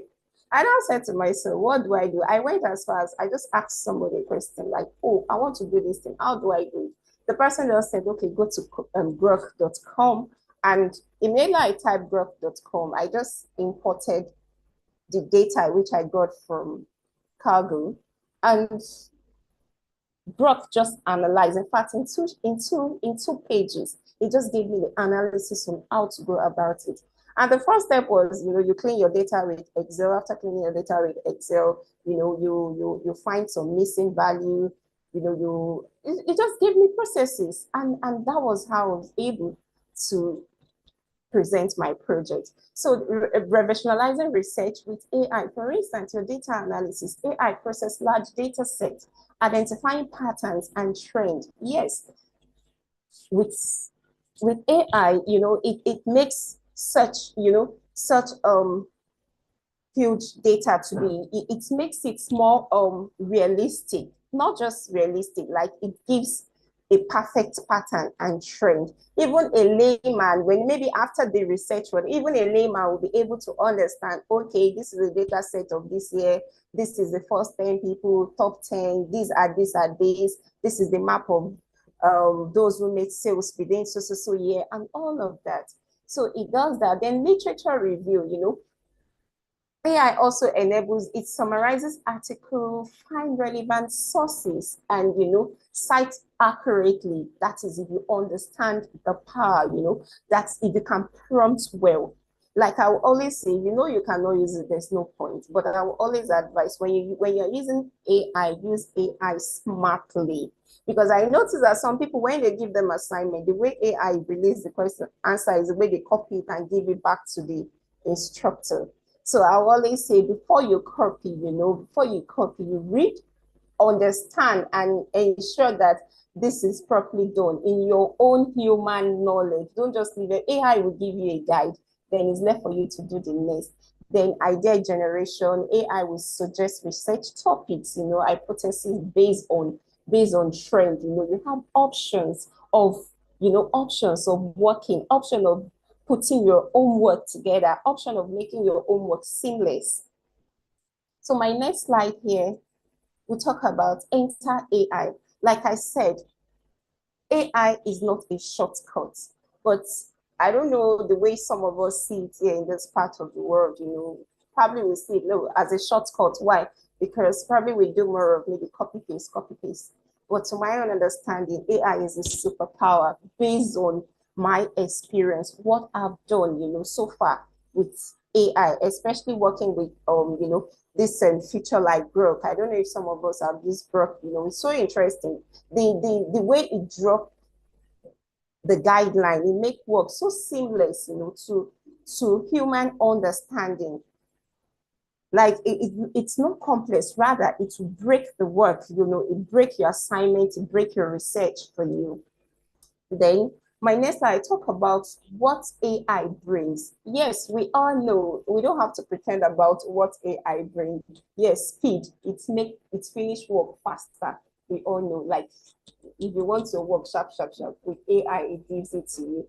Then it explore beyond your textbook. Yeah, I know back then when we want to, maybe when we're giving assignment, homework, you know, we just work on based on textbook and you know, that's it. But this, it takes you beyond textbook. It cites different author, it gives you different examples and all of that. Then clarity, AI gives you like clarity, understand deeper.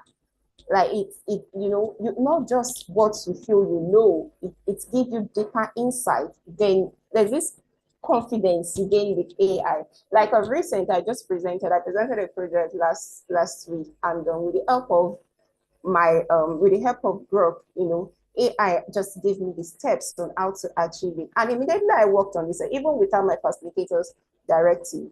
But with the step, I was able to present my project to a reasonable extent. Like I can beat my chest, like, wow, it's worth the stress, you know. So like they say, whatever have advantage have its own disadvantage too. But then there's limit to everything. Then my next slide, okay, my next slide. Then also benefits of AI here, yes, it allows focus on critical thinking. For those, like I will always say, to an extent, some people don't even think critically. The moment AI drops it, they copy it, you know. But then for those who know what they are doing, you know, it allows focus on, you know, it really gives you more insight, you know, more in-depth to like it expand your understanding. And another point is that to an extent, it improves accuracy in calculation, writing, and maybe in data analysis as well. Because sometimes there are some analysis I want to make, especially with Excel, and I'm not understanding. Like I have some logical questions with Excel. The moment I just drop it on AI, and it just gives me the breakdown, like the steps. And with the breakdown, I'll be able to solve make other solutions. Then to an extent, it encourages creativity, you know, you through brainstorming and feedback. Yes, it really does that, because you now, like with AI, what you get in ChatGPT might be quite different from what you get in other features like Grok. So to an extent, it enables creativity. So my next slide, we're looking at the shifts. Like where did we move from? We shifted. Initially, it was more of probably Google search, you know, and of which it might not be searching more the way AI does. So there is a shift, like the shift from struggle to mastery. You know, we started from struggling, putting our books, our texts together, flipping textbook back and front, you know.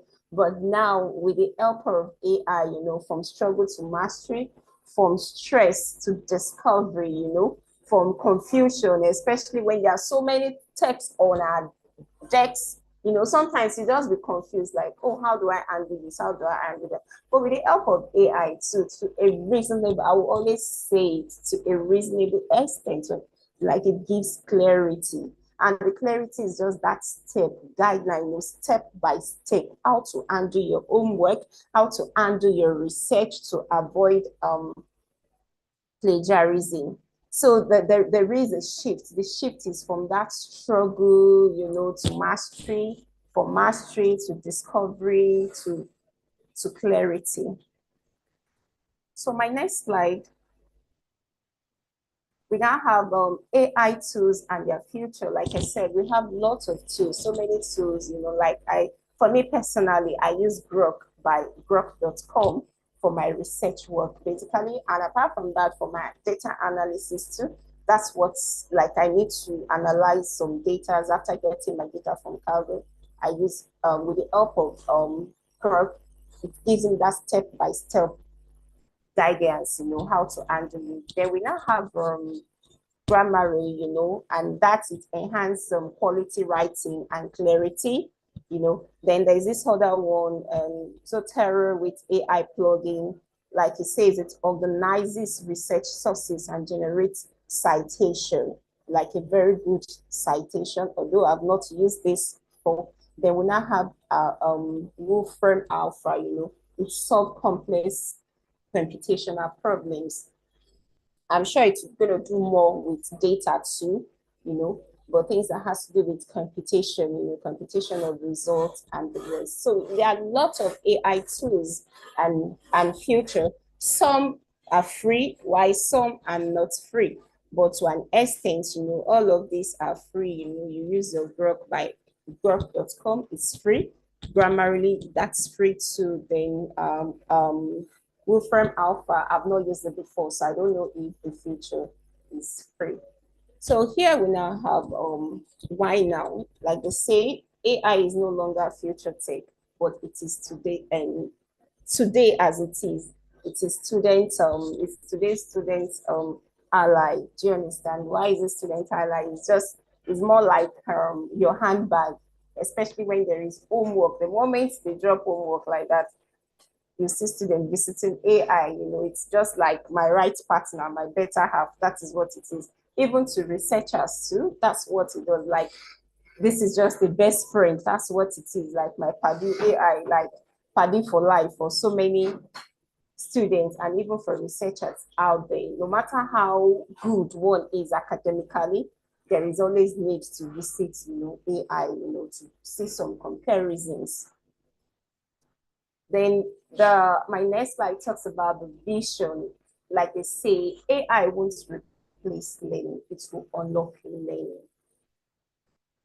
Like I said initially, I have this Indian teacher, and sometimes when she teaches, I have issues with accent, accent, the way she pronounces. There are some things I don't get to understand.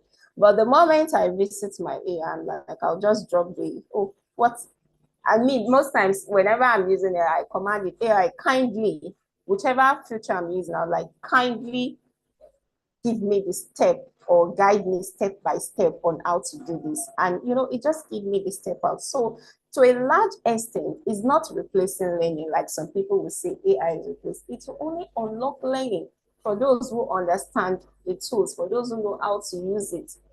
So like I said, if you don't understand it, then there's no point. But it's always good you learn. There's nothing wrong on learning to relearn, So the challenges and consideration in AI, like I've said this over time, over reliance. A lot of people rely so much on AI. No, it's just a guide. It's a guide I will always say. So you don't give out total 100% for AI to do everything. No over reliance, and that is what is affecting some students today. Even some researchers, they just rely so much on AI. They will not have the ethical use. It's important, to avoid when citing anything from any of this research from AI, avoid plagiarism in the sense that the way we say and also would be paste and copy paste, like avoid plagiarism in your own way. God has given us the wisdom, to think in your own way. How can you make this work?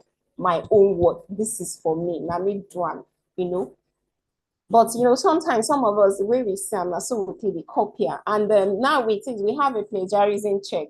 So when you write research like that, there's a software who does the plagiarism check for you to know if it's copied work from AI or not.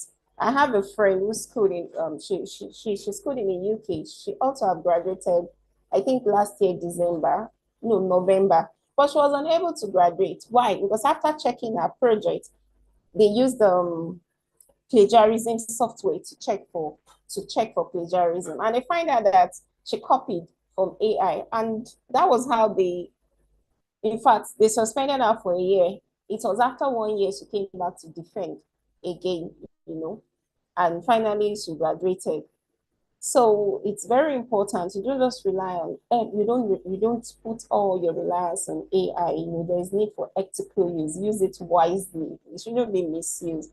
Then Access, ensuring equitable access to AI tool for all students. Yes, like there are some that might not really have that access. There is need for all students to have that access no matter what, even both in the rural community or the urban, the world is going global, so everybody should have access to it. None should be restricted. Then here we have our case study, the real world impact. A student uses Grok to clarify like calculus, improving grades and all of that. Then for research, you can use AI to analyze like thousands of articles in 1 hour or more. You have your Grammarly, you can use it and all of that. So we have a lot of case studies like that, which we all know. But I'll always say use AI wisely, use it smartly. Then my next slide, the future of AI in education. What is next for AI in learning? Yes, it's advanced personalization through adaptive learning algorithm. Another word, my next point, talk about integration with virtual reality for immersive learning experience, and then collaborative AI system for group projects and peer learning. So it has like more futures as far as education is concerned, but then how best can we use it? How best can we utilize it, to make it real? Like this is not just the artificial intelligence answer, but this is me, this is my work, this is the effort I put in, make it real, Then we transforming homework and research with AI. Yes, like I have my slide here, homework, research, what AI does. It enables to transform homework, research, reinvented. And above all, the age of limitless is just the age of limitless learning. It's like just a continuous one. Then conclusion, embracing the AI revolution. Yes, AI is a powerful ally in transforming homework and research. There's no doubt about that. But then we always advise responsible use, maximize benefits while addressing these challenges. It should be used responsibly, not just because it is AI, it makes life seamless, then you use it anyhow.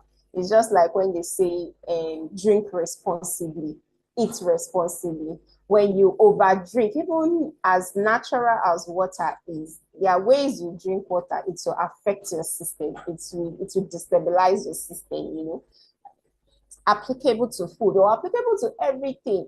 Like, okay, I want to have everything in excess. You can imagine how it will disrupt our system. So whatever, as far as artificial intelligence is concerned, in transforming our own work and our research, it should be done reasonably.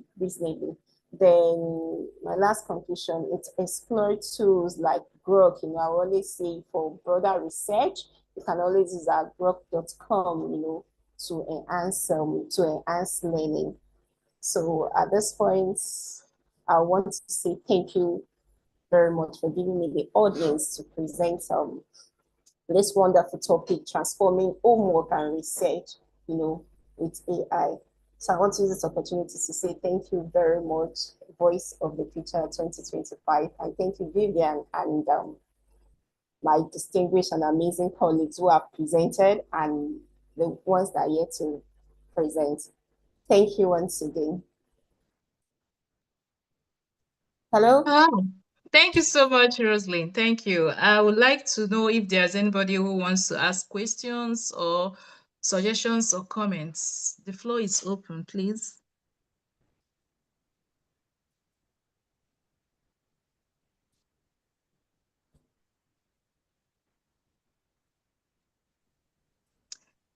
Anyone?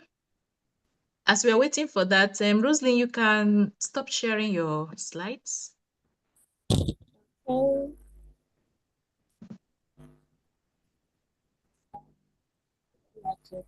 I beg help you. Where do I click from? Okay, don't worry. I've done it already. I've done it already. All right. Oh, Thank someone's hand is up. Roslyn, someone's hand is up. Sorry, ma. Good evening, ma. Good evening. I want to ask a funny question. What will happen to Google? This one that AI has come to take over. Oh yes, people still like for me, I still when AI is not giving me what I want, I still visit Google. It's just optional. Are you getting me? Yes, ma.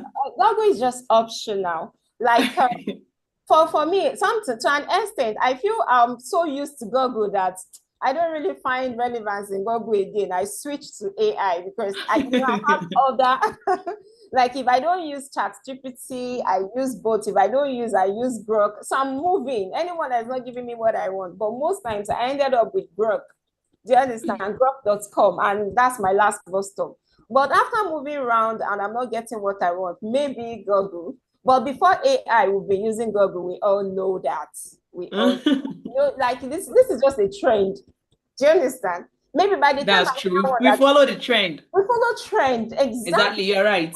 Just trend, By the time another one that supersede AI come, we abandon AI, which I'm also believing that something better than AI will still come. Sure. Of course, so we move according to trend. All But right. we shouldn't forget the old layer. Do you understand? Yeah, Exactly. I don't I don't forget that. You're right. Thank you, ma.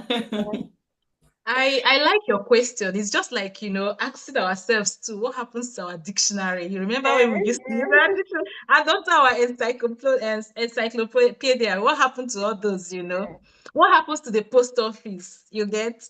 So your question is in order. I think we're outgrowing all of them. Yes, I guess that's what's happening. No, That's we why we have, said but they there are is a still in shift. existence. Like most Yes, of but them. when you outgrow something, that doesn't mean it's not still existing there. You get? Yeah. There are some of your clothes when you outgrow them. Sometimes you go to look at them, you go to admire it still, but you might not really use it, but you can still pass it to the next person. I'm just trying to, just wrap it, relate it to something, Oh that yeah. we could actually maybe, I don't know. But when she was just talking, my mind just went that side. Okay. But it's true. Well, I guess it's actually at growing we're doing it, because if the AI comes to stay, there might not be, I don't know, but I think AI also uses the Google. Sometimes it goes to search from Google, or I don't know, engine. It all depends on what you're using. Google has its own AI. So let's also take it that way, okay?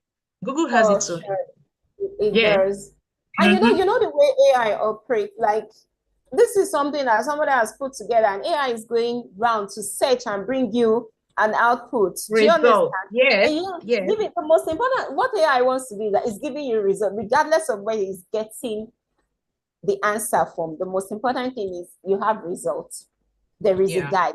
Yes, That's what that's why we said you must, use it. You have to edit, because yeah, AI is not human. not So human. you still have to direct AI. You are still the one. Yeah. It's Exactly. You well. make it, you We're make it already real. we're Make it Yeah, yours. This is me, no longer exactly. Make it patronizing. yours. Yes. Yeah. Exactly. Okay, thank you so much. Thank you once again, Rosalind. Yeah. So that means at the end of this, we are calling the last speaker for the day. Okay. And who happens to be nobody else but Vivian Ifeawu. So I Uh, guess Vivian should be taking the floor for the final section of our 2025 conference, the Voice of the Teachers Conference. And Vivian, a lot of people have actually asked me that they would like to know, just hear from me about my profile. I'll be like, go to LinkedIn, go to LinkedIn and see more, see what you wish to see. I think that's the only place I have a profile about me.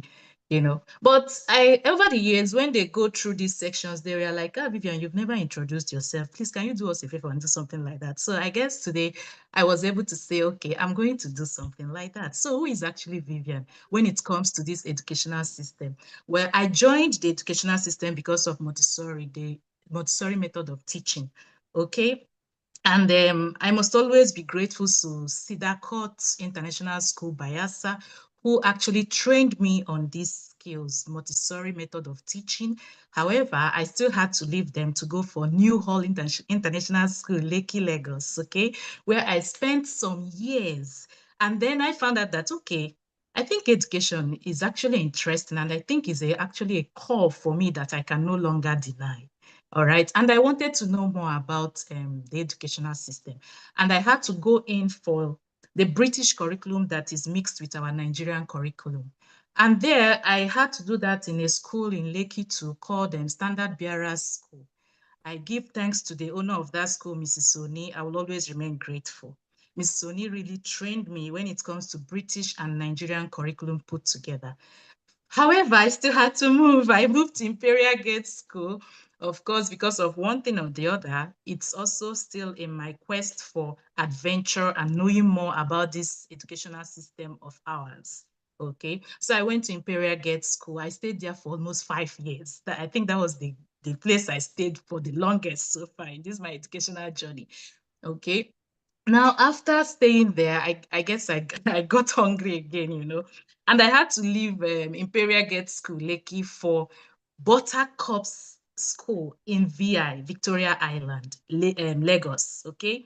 Lekki, Lagos. And there, I was exposed to the pure British curriculum.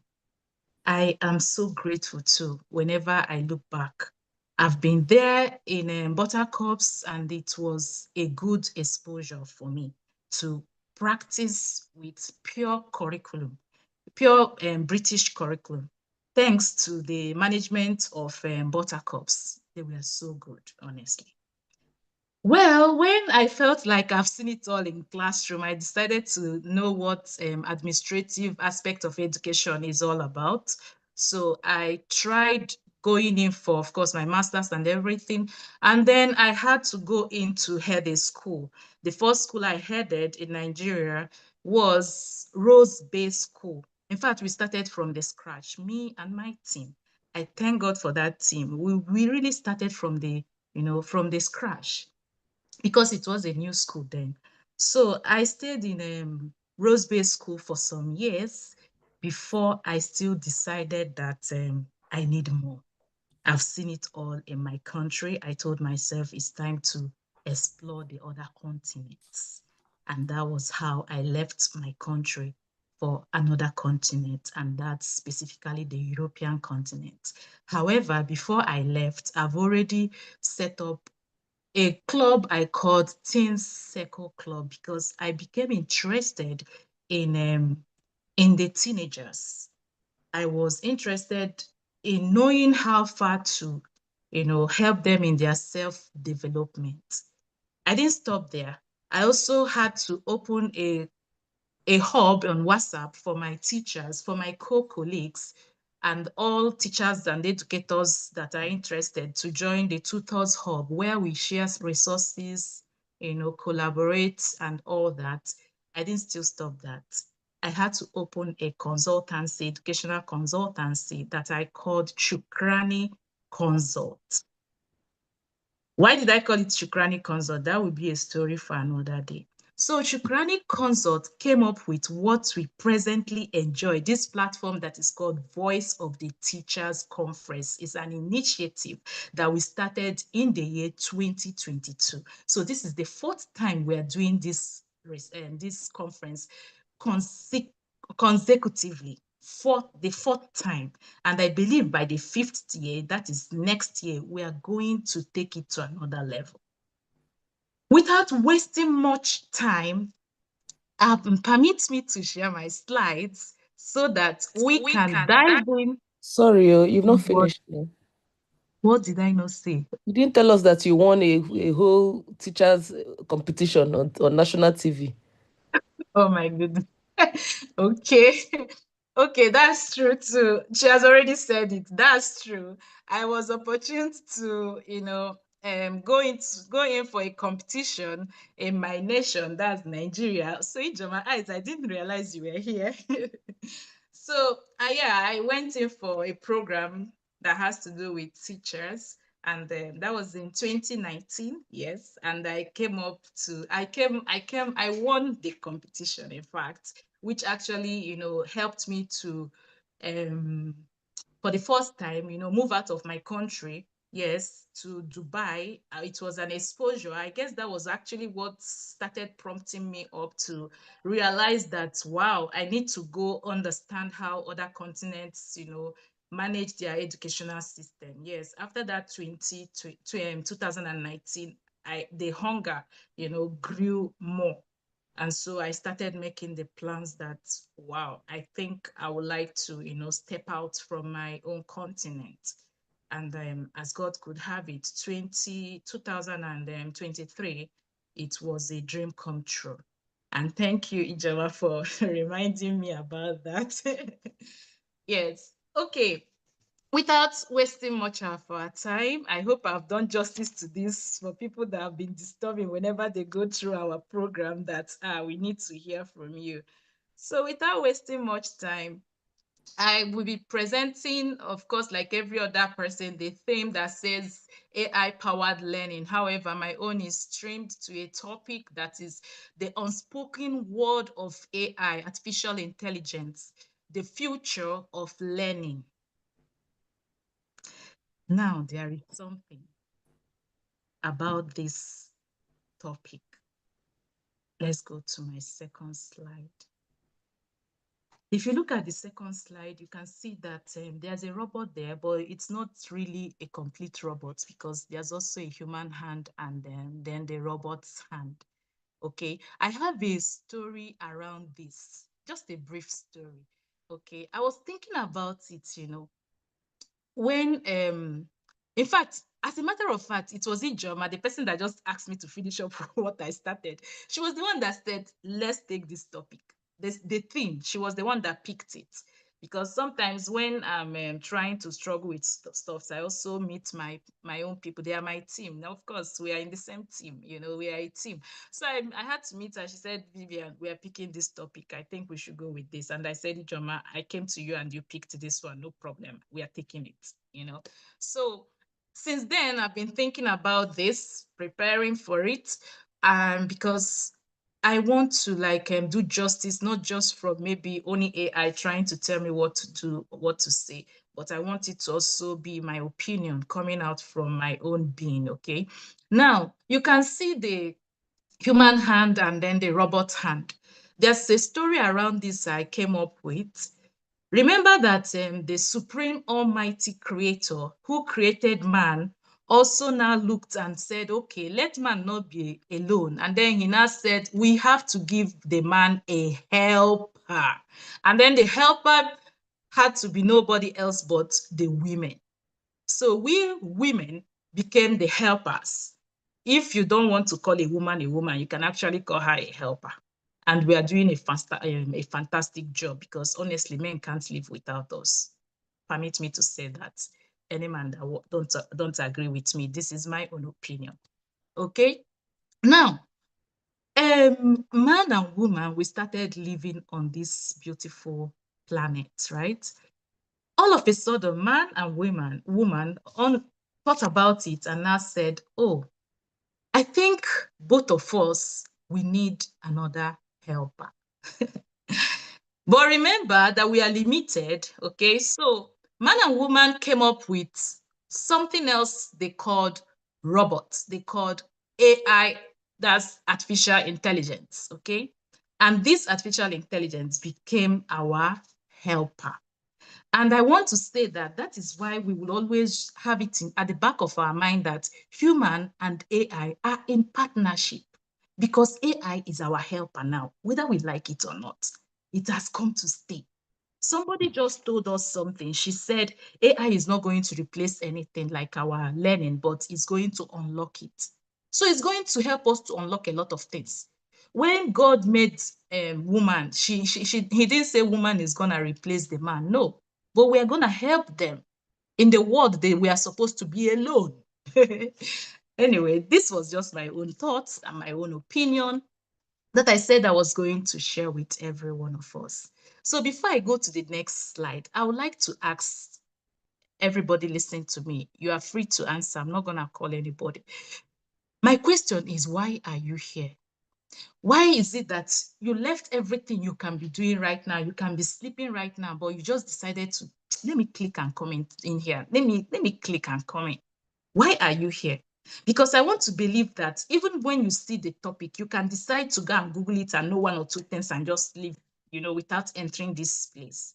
But I'm taking all of us now on a journey. If you think about it and say, okay, yes, I know that there are some people that want to be here, but they cannot really be here because probably they are at work right now, of course. And some people are even at work, because I know of a friend that told me that he will be at work, but he's still listening. I hope he's still here. He's a doc, and he finished speaking anyway. So I want to know, who can tell me why did you just click to be here? And this will help us as teachers too. I need someone to say something. I don't think I can see the chat Okay. box. Can I Okay, thank you. speak? Yes, please. Yes. There are so many reasons. Some might be personal, but I'll state it for the purpose of the conversation. Yes. The topic was the unspoken word of AI. Yes. So, it was an interesting topic I wanted to explore. It wasn't something I wanted to browse, because there are going to be different perspectives of the topic. Then the second is the presenter has a way of bringing different views to it. So she has experience in handling topics of this choice. So I knew that I was curious to know what she's going to bring to the table. The talk, Okay, which is not so serious, is her beautiful voice. All right. okay. Thank you so much, Dr. Uzoma. So we just heard from a doctor. Please, can a teacher also help me to, help me get your own opinion why you are here? Oh, Hello, can I? sorry, let me see my own view. Okay. I'm here because I want to follow what is actually going on, what is trending. I want to also learn more. I don't want to be in just in one corner. Okay. So I Thank also you. want to learn more. Thank you. I heard someone's voice also at Oh the yeah, back. Vivian, that's Rosalie. Yes. Wow. Okay. For me personally, I just want to unlearn to relearn. No man is an island. We don't know it all. Thank you. Thank you very much. In fact, thank you for everyone that have spoken. I don't know if there's any other person that wants to speak. Okay. So thank you for your contribution. Yes, in the summary, in fact, do you know that you are not here to just okay, yes, I have let me get the facts. What's she talking about? No.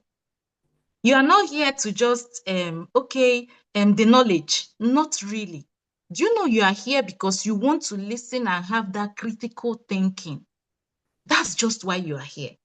Because if left alone, if it's just for you to go and browse it and learn it, somebody said that, because I know that there will be other opinions and whatever, but I just wanted to be here to listen because the person has a way of bringing it, as in talking about it, fine. Another person said, yes, because she wants to follow the trend and what is happening, right? But you are here, you are following the trend because you want to also give your own critical thinking about this. If not, you won't be here, you just Google it. Okay? So I want to say that there is something AI is doing for us. AI is going to change, or rather is already changing the way we learn and the way we teach. So it's not just about, the person that said, I want to learn, as in I want to follow the trend of what is happening. It's like you want to ask the question, you are curious, okay? Because if not, it's just for me to Google it now. But we'll keep having all these things. And that's why yesterday's speaker said, teachers were becoming facilitators, whether we like it or not. There were times facilitators will tell you they're not teachers, please, please, please. But right now, everybody is becoming a facilitator in order to actually blend and follow that trend, like somebody that used it here. Okay, so why did I say this? My next slide. So in my next slide, I'm like, okay, what are we gonna learn from here? Okay, what exactly are we going to learn from here? And I said, we're going to understand how AI is actually, trying to give us that shift. It's quietly doing this, shifting us to what? To just what I said, shifting us from the normal way we learn and teach, from the normal way we teach and learn, to another way, which has to do with what?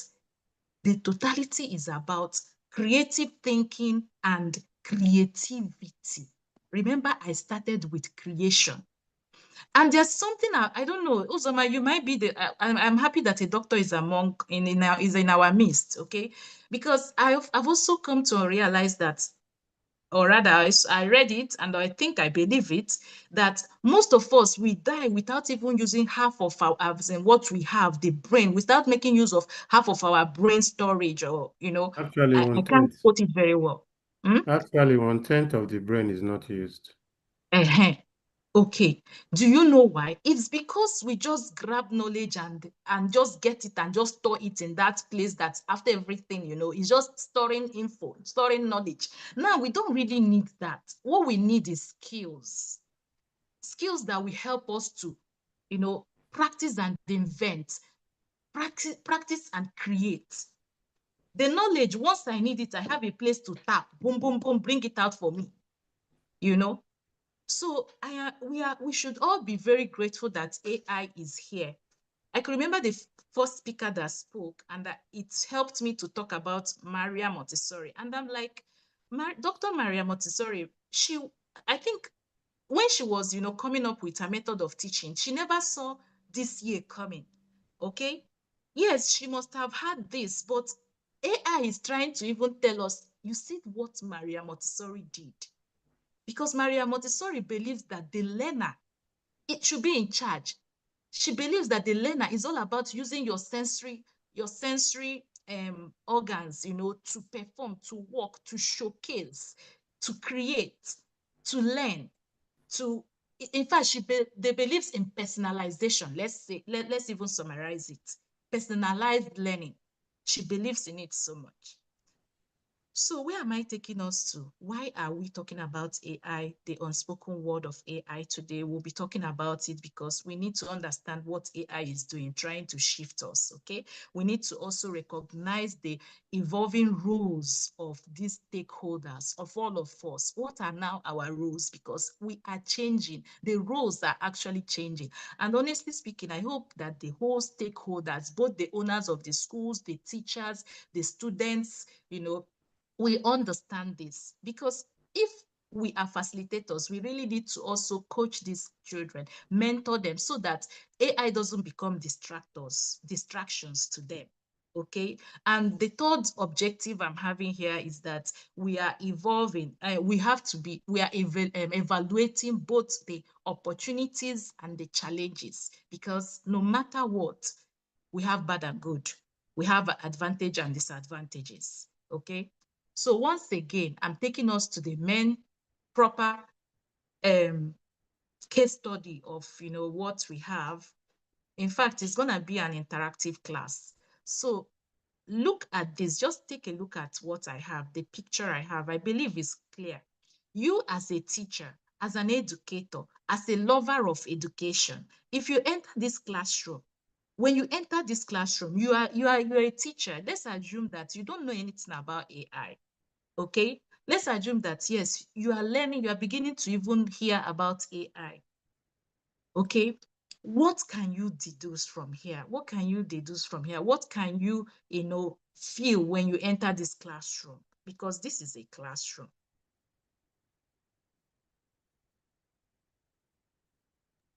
Yeah, interestingly, this is actually ongoing now. It's actually a shift. Most of our what will I call it, discussions in the medical space are simulating this kind of classroom events where you have your tablet or what have you, you have access to information, people are interfacing and getting the required information on a personalized study with AI. So yes, it's actually something that's coming up. That's what I'm looking at. But the element of discussing or analytical thinking is not there, or it may be there, but a roundtable discussion is also having a semblance of maybe a preparation for maybe a focus group discussion. kind of, Okay. which would also, Yeah. yeah. Okay. So Also, that's I my got take. something. I picked something from what you're saying. Discussion. I like that. Okay. Do you want to continue or somebody else should pick up from there? Sorry, I hope I didn't cut in. No, so in addition to the focus group discussion, I'm also looking at a scenario where it's also possibly like what we also do in our space, take actionable plans and recreate how we want to learn. So more like we are factoring in three aspects of learning, the visual aspect of learning. So that's what I'm also observing. Now, the auditory aspect and possibly some of the aesthetics, because the environment is beautiful. So it's more like looking like an innovation hub, which, when aptly used, could stimulate creative thinking and some thoughts of originality. At least I've already been inspired by this picture to jot down some concepts that I'll discuss with you, Vivian, after this conversation. So yes, it's Okay. an interesting picture, yeah. Okay, thanks so much. Now, we just heard from a doctor's perspective too again. I want a teacher to say something different from what Uzoma has said, because I think as a teacher, when you come in here, there's actually the first thing you will realize, you will notice as a teacher. Please, the teachers listening, can you please help us out?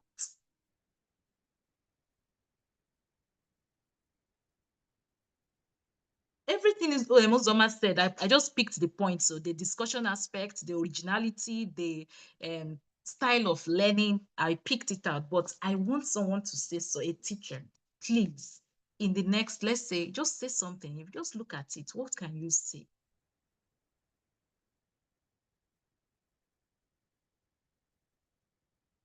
Please, if you're typing, I might not see it unless someone has to read it out for me. That's, I mean, the Okay, chat room. can I talk, please? Miss Yes. Vivi. Okay. So from what I'm looking at, I'm seeing that they are learning individually. They can actually learn and interact with each other. So maybe if there is any difficulty that any of them come across, they can say, okay, fine, I'm looking at this. So I'm seeing them learning with fun. Okay. I think AI is making learning fun, more interactive and more interesting. That's what I'm looking at. Okay. Thank you so much. Learning with fun, more interactive. I have discussion. I have originality. I have style of learning. Wow. You see all the things we are bringing out from just a picture. Indeed, a picture has 1,000 words. That's what they told us, right? There's still something else there. IJ, are you there? Can you help us? Sorry, from what I'm seeing here, like one thing is popping up in my mind, that what if the teacher is not fully prepared? Like what I'm saying. Because the children had it all. They Yeah. have everything they needed. Everything. They have it. Yeah. So if a teacher asks a question, if the teacher is not careful, he won't even understand how to explain better to the children. You know, after a teacher asks a question, it's necessary to listen to the children or pupils or students to give feedback. Then after the feedback, it is the duty of the teacher to now buttress more on the question so that the student will understand clearly what the teacher is really dishing out. Do you understand? But in terms of this kind of scenario, like the children have everything to themselves, even if the teacher asks a question, if the students are not careful, they can actually just check the answer to the question and give it to the teacher. And if the teacher is not careful, he might also be having the same answer with him. So like the teacher also have to be no, like we have to move higher than what is going on here. Like Yeah. it's kind of complicated. Yeah. Although Thank you for that. the setting is fine. It's a group discussion learning, like Mhm. it's fun and it's educative. Like looking at it, we know it is not the local way of learning. Yes. It is an interesting way of learning for the children. Yeah. Yes. With the Exactly. present modern age of a thing, so it's fine. Yes. But at the same time, teacher has to be careful. Exactly. You know, when I started talking, I said AI is shifting the way we are learning and teaching. And teachers are supposed to understand that they are becoming facilitators. Because what do you want to tell them? You don't have all of them on your head. They have their tablets. And these children, in a well set environment, you must have given them, they have the curriculum, right? The scheme of work. Some of them they've already finished your topic self before you are coming to your class. Okay, some children do that. Okay, so you have how many, maybe you have how many what's it called now, classes to attend. Okay, so that's why we are meant to understand that we are facilitators now in this era. And robots, the AI, they are our helpers. We are in partnership with them. Okay. Now, what I was trying to, get from somebody is that I can see someone older over there, and that's the teacher sitting down there. And what is that? Why is that teacher there over there? Because the teacher is just observing. She's observing. She's a facilitator. Probably she has given or whatever, and she has gone to sit and allow these children. See one standing up, trying to also read from whatever the tablet he has. Okay? And all these ones are seated over there trying to brainstorm. So it's all about brainstorming. In the first, when I asked you guys, I said, why are you here? It's all about critical thinking, brainstorming together. Is no longer giving them recall, come and remember things I've taught you, come and recall facts. No, the facts are already stored for us. And that's our reality now. That's what the classroom settings is going to soon become completely. And if you are not there, that means you've been left behind. And it eases a lot of, burden and struggles for many of us as in teachers, because teachers, they keep having all these burnouts. I think AI is going to relieve us of that. And then it's now personalized learning. A child is learning, observing, making the inquiries, the research as tender as, primary school kids. So I quickly move to the next slide. Do you know that today's speaker, the first speaker today, talked about chalkboard? Some of us missed it. And then I thought about the evolution. Oh, the last speaker also talked about revolution. I hope I'm correct. Yes, but today I'm taking us back to the timeline, as in back to where we started. And that's the chalkboard, or what we call blackboard, right? And from the blackboard, we move to the whiteboard. And the whiteboard has to do with the computer, we are projecting from our laptops and all that. We are still doing it now. And finally, we are right where we are now, the AI assisting us, right? Even though, somebody said something when the last speaker finished. They said, so what happens to our Google? You can see that we might not completely leave them, because I gave an answer that we've outgrown. We won't completely leave them. In schools now, there are some schools in Lekki, Nigeria. They have small boards for kids. What we do is that, and that was in Buttercups when I worked in Buttercups. So every child has a board. It was a blackboard. Of course, they also have the electronic boards, just small boards. Okay, it's just for the child to pick up one of the boards. So when we're doing what's it called,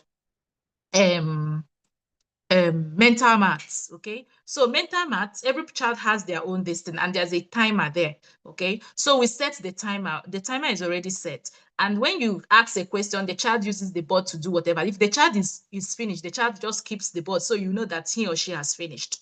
Okay, put the answer there, because mental maths is all about, think about it, write it down. So I just want you to write it down. So once the time goes off, boom, you show what you have written. Okay, And when we are done, we just wipe it out, and we do another one. So you can see that, like I said, we might not completely just jettison all of them, we might still find ways to use it. And this Buttercups I'm talking about is runs British curriculum. So you can imagine. And it has not been long. This was like around before, immediately after COVID or so, I'm talking about, that I joined the school. Okay. So I guess we have not really left all those timeline, completely. No, we also bring them in one after the other, even though it might not dominate the class anymore. However, I want to ask a question. Going to the chalkboard timeline, what do you think? Do you think the teacher, the student, and even okay, let me leave let's leave the parents alone. The teacher and the student, what do you think the teacher gained during this chalkboard, or rather blackboard time, knowing what you know now? What do you think the teacher gained, knowing what you know now? Or do you think the teacher didn't gain anything? Like, what do you think was the advantages? That's what I mean by gaining. What do you think was the advantages for a teacher that was in this timeline? Some teachers, there were people that were teachers during this Blackboard era. What do you think? What can you say was, their advantage? Or do you think there wasn't? Like, when you look back, what would you say was, that was the advantage, Do you think there was? We need to talk. We need to talk. We are brainstorming. We are brainstorming together. Hello. Just Yes. say, please, Vivian. The other time you called me, I answered, but someone else was speaking, so I let. Oh, I didn't hear. Sorry. I It's thought okay. maybe you were not even available. I'm so sorry about that. No worries. I don't know if it's an advantage, but at least in the blackboard time, the teacher held all the in quotes knowledge, and all the knowledge basically, and was just whatever the person writes on the board is what the kids have to take. No other opinion is matters at that point, because no other opinion was available basically. Yeah. So we can actually say that the teacher enjoyed being the master of the class, being the master of the class, I think, or being the knowledge is it the knowledge controller? You had all the power basically. Exactly. Somehow it was an advantage to the teacher, because if I don't want to give what I don't know, like, somebody just mentioned, with all these things, you have to do this for the children, that otherwise the children will just take you off and all that. And it's true, because in the Blackboard era, the teacher doesn't have such fears, you get. But we have moved. You see, as if the person that threw that question knew I had this slide. So we are no longer there now. From the blackboard, we move to the computer era. And this computer era is in the middle. There's something about this computer era too. In this computer era, I would like to also ask us again, who do you think, benefited more from this computer era? Do you think that the child, benefited more, or the teacher benefited more? Or do you think nobody benefited? Or do you think it was somehow balanced? What do you think?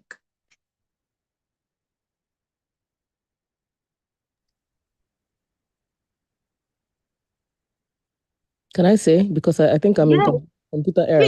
Please, carry on, yes. Definitely a teacher from the computer era. And if not for that era, we wouldn't have known some of the methods we used to teach. I mean, you sometimes you can have an idea, sometimes you can tell yourself, oh, this thing is not working, which is what prompts you to go and find out, right? Yeah. So, but if not for that avenue to find out or to see what other people are doing, we wouldn't have been able to now see what other people are doing, and go on YouTube and go on all these other places, or see what Mariam, just anything, all those other opinions, and I'll say, this will work on this child, or this may work on this child, and go and try, maybe fail, and go back to computer and check again. So I believe that both child and adult definitely, what's it called? What was that your question? gained. That both of them It gained. was like a whole world of knowledge, but just learning how to streamline it to Okay. be an advantage for the child. Yes. So that means that in this particular computer era, the teacher wasn't the custodian of the whole knowledge. Yes. Okay. Thank you for that. I'm from then. I already started letting go. Do you understand? Okay. I was Yes. already in the mode of, oh, Mrs. Ijama, I did not. I said, oh, really? Is that what they said? I mean, you need to start letting go, especially Yes. depending on the Yes. age of your children, because Okay. they'll come and check Okay, you. I believe so. Yes, I also agree. Yes, I agree with Ijoma that at this stage, at this era, teachers were already like, okay, you listen, and some of us, I could remember, you will just be teaching and you see a student throwing one question, and then sometimes that's why teachers say if you can't answer immediately, you tell the child, I'll get back to you. And when we kept saying this, I was like, children, we still know. The grown-up ones, we know that I'll get back to you is I'm going to do my research and come back to you. Okay. So you can imagine, but of course, it's a better answer because that means we are also telling the children that nobody knows it all. And that is how life is. We shouldn't be lying to these kids. It's just like when all our parents are telling us, I'm the first in the class. So who was the second and third and the last?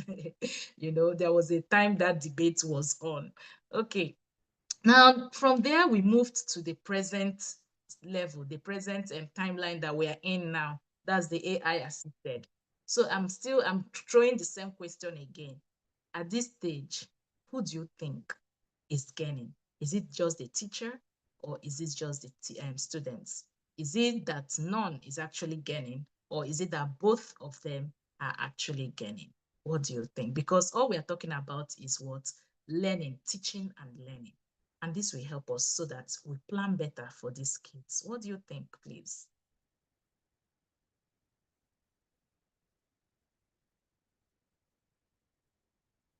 Someone should say something. Roslyn, are you there?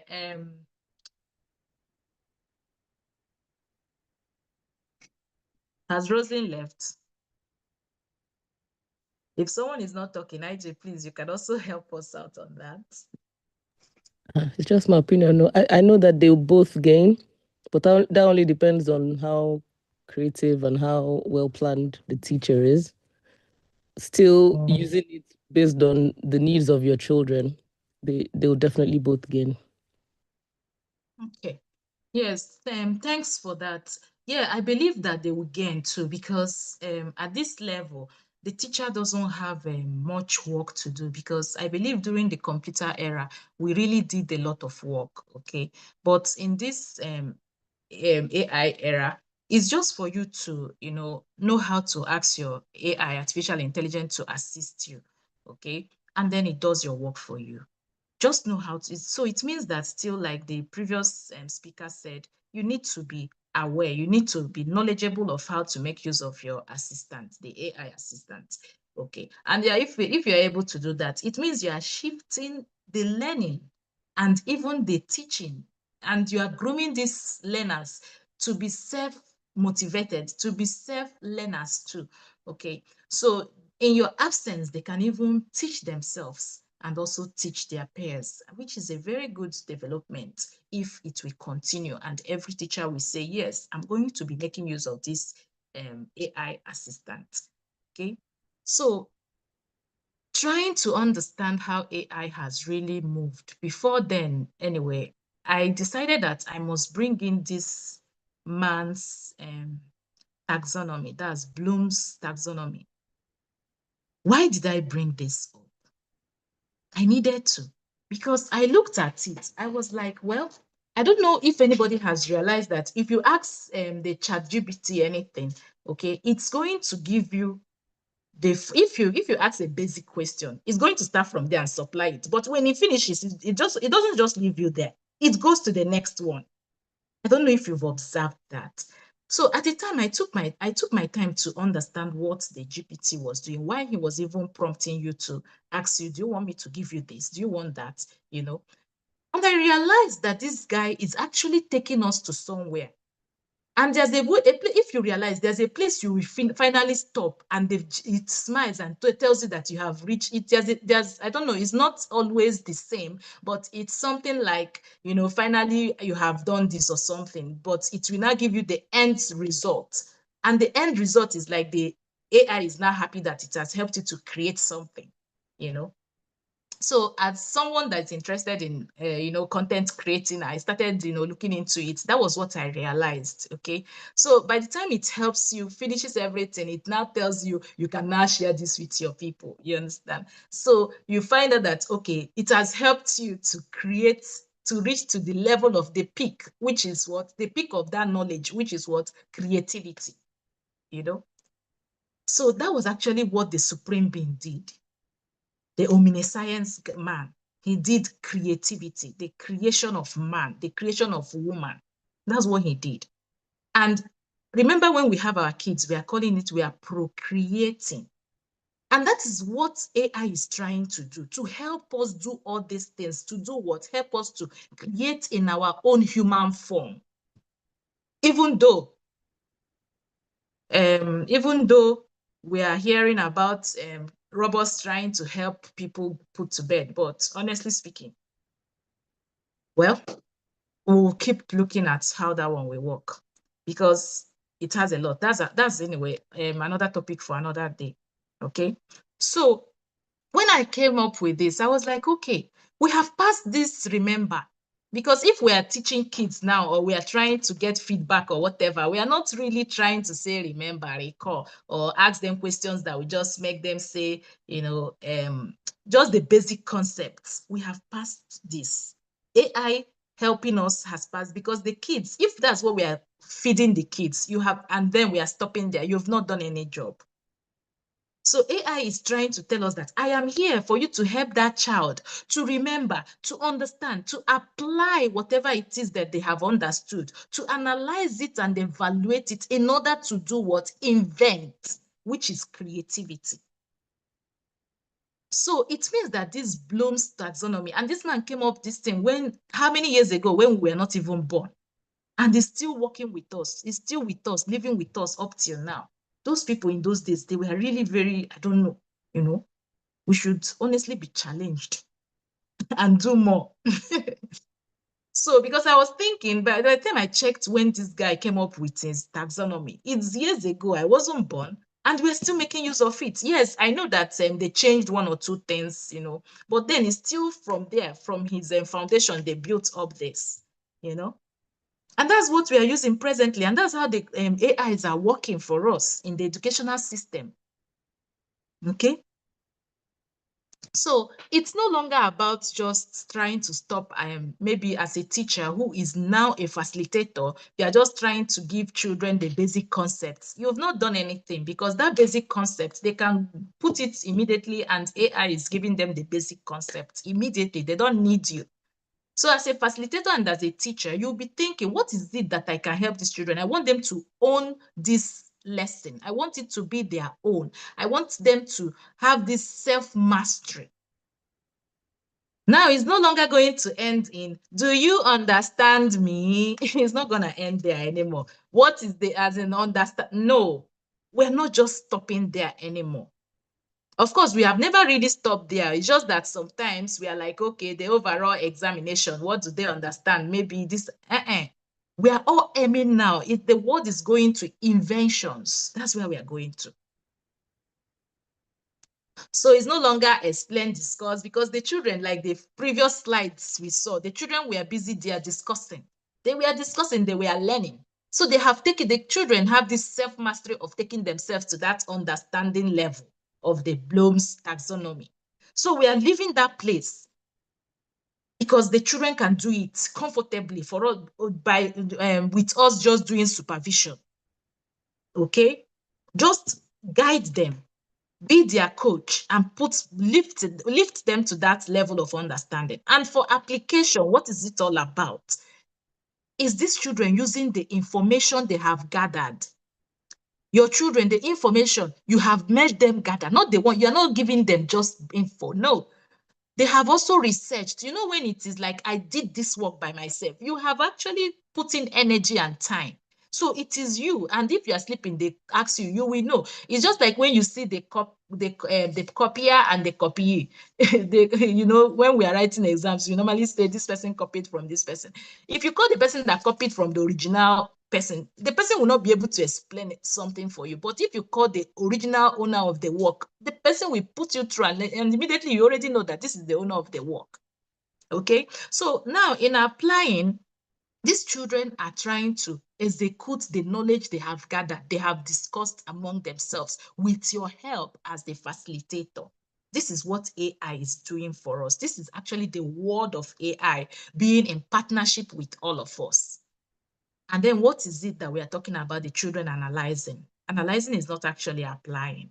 The analyzing has to do with them drawing their own, you know, connections, trying to bring out their own idea, It's just like when I told my story. That story is my own idea, the story of creation and how God had to create this person, and then he had to, is my own idea. I didn't read it from anywhere. I didn't ask AI to help me. I read it. It's mine because I have already started. I told you guys about this topic, how I started thinking about it, analyzing it, trying to understand it, and brought up this idea of creativity, God creating Adam and Eve, and we that are man and woman decided to create our own, which is our artificial intelligence. And it became artificial because it cannot surpass the human being. And then after the analyzing, we went to evaluation, because when you analyze something, you have already, yes, put up your own gathering and analyze, this is like this. So just like I analyzed what it is, you know, about how we came up with, how I believe, my own opinion, how I believe that we came up with AI as our helper, that AI should help us. Then I now have to evaluate this thing I have talked about. Okay. So how am I gonna evaluate? Evaluate is like the AI trying to also help us. The children getting to that level of trying to decide, you know, trying to now, all the things they have said, you know, in their head, they are now the judge. You know, when we say as humans, you have to sit down and reflect. So we are reflecting. It's just that before these people, all this team that brought artificial intelligence for us, they must have sat down to also think about AI. There should be do's and there should be don'ts. You know, they'll have to judge this AI, because if this AI is not regulated, it might really cause chaos, you know, for us. Some countries have already started using their what's it called, self-driven cars, you know. Imagine that one comes to our country, Nigeria, in Lagos. I bet you it's, for now, at this moment, we just say, we just hear that everything has it's not, we're going to have issues because we are not ready for it. Because first of all, we must make sure that all the regulatory systems are in order for it to function. We have to evaluate it to know if, yes, analyzing all these things, yes, it will help us do this, it will help us do that. The self-driven cars are this and that. It's powerful, it's beautiful. But then we have to evaluate it and know that, for now, we don't need it in our country. But it's a beautiful one. Okay? So after doing this, the last peak of it all, in learning, in trying to, you know, bring up something, invent something, actually bring out that supreme thing in us, because we humans, we are really, we have a lot that has been given to us. So at that peak, we call it creativity. That's the peak of what Blossom Taxonomy has done for us ever since how many years ago, before he left this world. Okay, so that is where we relax and know that we have produced something that will help do one or two things. And it doesn't have to be an AI. I'm just saying about the artificial intelligence. I could remember, you know, when you think about it, the pen we write, somebody did it, right? And the person started from the remembering things that he has seen or whatever, trying to understand it, how it does or function, trying to apply one or two things, analyze it, evaluate, and created the pen we use. Maybe he was actually, when it got to that analyzing, he was analyzing or maybe trying to analyze and think about the pencil, you know, the pencil that comes out from the lead, you know, and all that. And then now said, okay, this pen, yes, it's going to be good for this and that. And I'm bringing it, I'm inventing it, and brought out pen for us. So I'm just trying to let us know that it mustn't be the big artificial intelligence robots we are thinking about. No. So I felt this was very important. And I want to really emphasize on this, that every teacher who is now a facilitator, you need to know this and know it, as in put it in your head. You need to have the Bloom's taxonomy, because come to think about it, knowledge has shifted from memorizing to navigating. Is it not powerful? It has moved from memorizing to what? Navigating. It has moved from recurring, telling people, students, maybe read this and that, to children asking you questions like somebody just rightly said here, if you're not prepared, these children will put you off balance. And it's true. It has moved from just examination to feedbacks, real-time feedbacks. Children, you see children, you are coming in the morning, they are telling you, I discovered something, I want to tell you. The child is giving you feedback. Listen, because teaching and learning is going to take place immediately. And that's why we, like the the person that said, the last speaker, somebody that just commented in what we are doing, that said, it means that we really need to be on our toes. Yes, as teachers. Okay, it has passed. We are moving from end of the term, end of the whatever examination, to children coming back the next day to give you feedback of what they have researched and come up with, and you are like, Jesus, when did this happen? I didn't even know about this. So, however, of course, it might happen. That doesn't mean that you don't know anything, but it means that you have to work with that child. You have to make sure you direct that child, you facilitate, you do your facilitation with that child, even if it means, this is beautiful. Just imagine you don't know about it. You can as well tell the child, can we talk about this tomorrow? I'm very interested. I'm so busy now. I'll talk to you tomorrow. We have to discuss about this. And then you're helping the child. You go home, you research more, then you come back and help the child to even help the child move forward, okay, and even think wilder. And now we are moving. In fact, everybody that spoke during this our program talked about personalized learning. And if you check it, this is what AI is bringing. AI is trying to tell us that we are different. AI is trying to tell us that we are different. So we should, and that our learning pattern, our learning style is different. And we are all made up differently. And in fact, AI has it. The last speaker, said that AI, she said, oh, I've forgotten what I wanted to say about her. Okay, fine. I now still remember. So I'm trying to say that personalized learning, is what AI is trying to, show us. Is actually the number one thing AI is trying to put into our heads when it comes to this, our educational system. Okay. Imagine before, everybody's, how did we even do that? As in, how did we survive? The uniform learning, how did we survive it? Sometimes I'm really, I really give it a thought. How did we survive? That maybe I'm interested in, being a dancer, and the next person beside me is interested in being a pilot, and all of us are learning the same thing. And yesterday, somebody also asked that, see, I have to be careful because I'm teaching biology, and with this biology I'm teaching, all of them are going to learn the same, are going to take the same WAEC test. So I have to make sure that all of them have the same knowledge, get the same thing. And because we are talking about differentiation, okay? And in my head, I said, that's true too. Even the WAEC, in the WAEC level, they have to do better. In our country, they have to do better.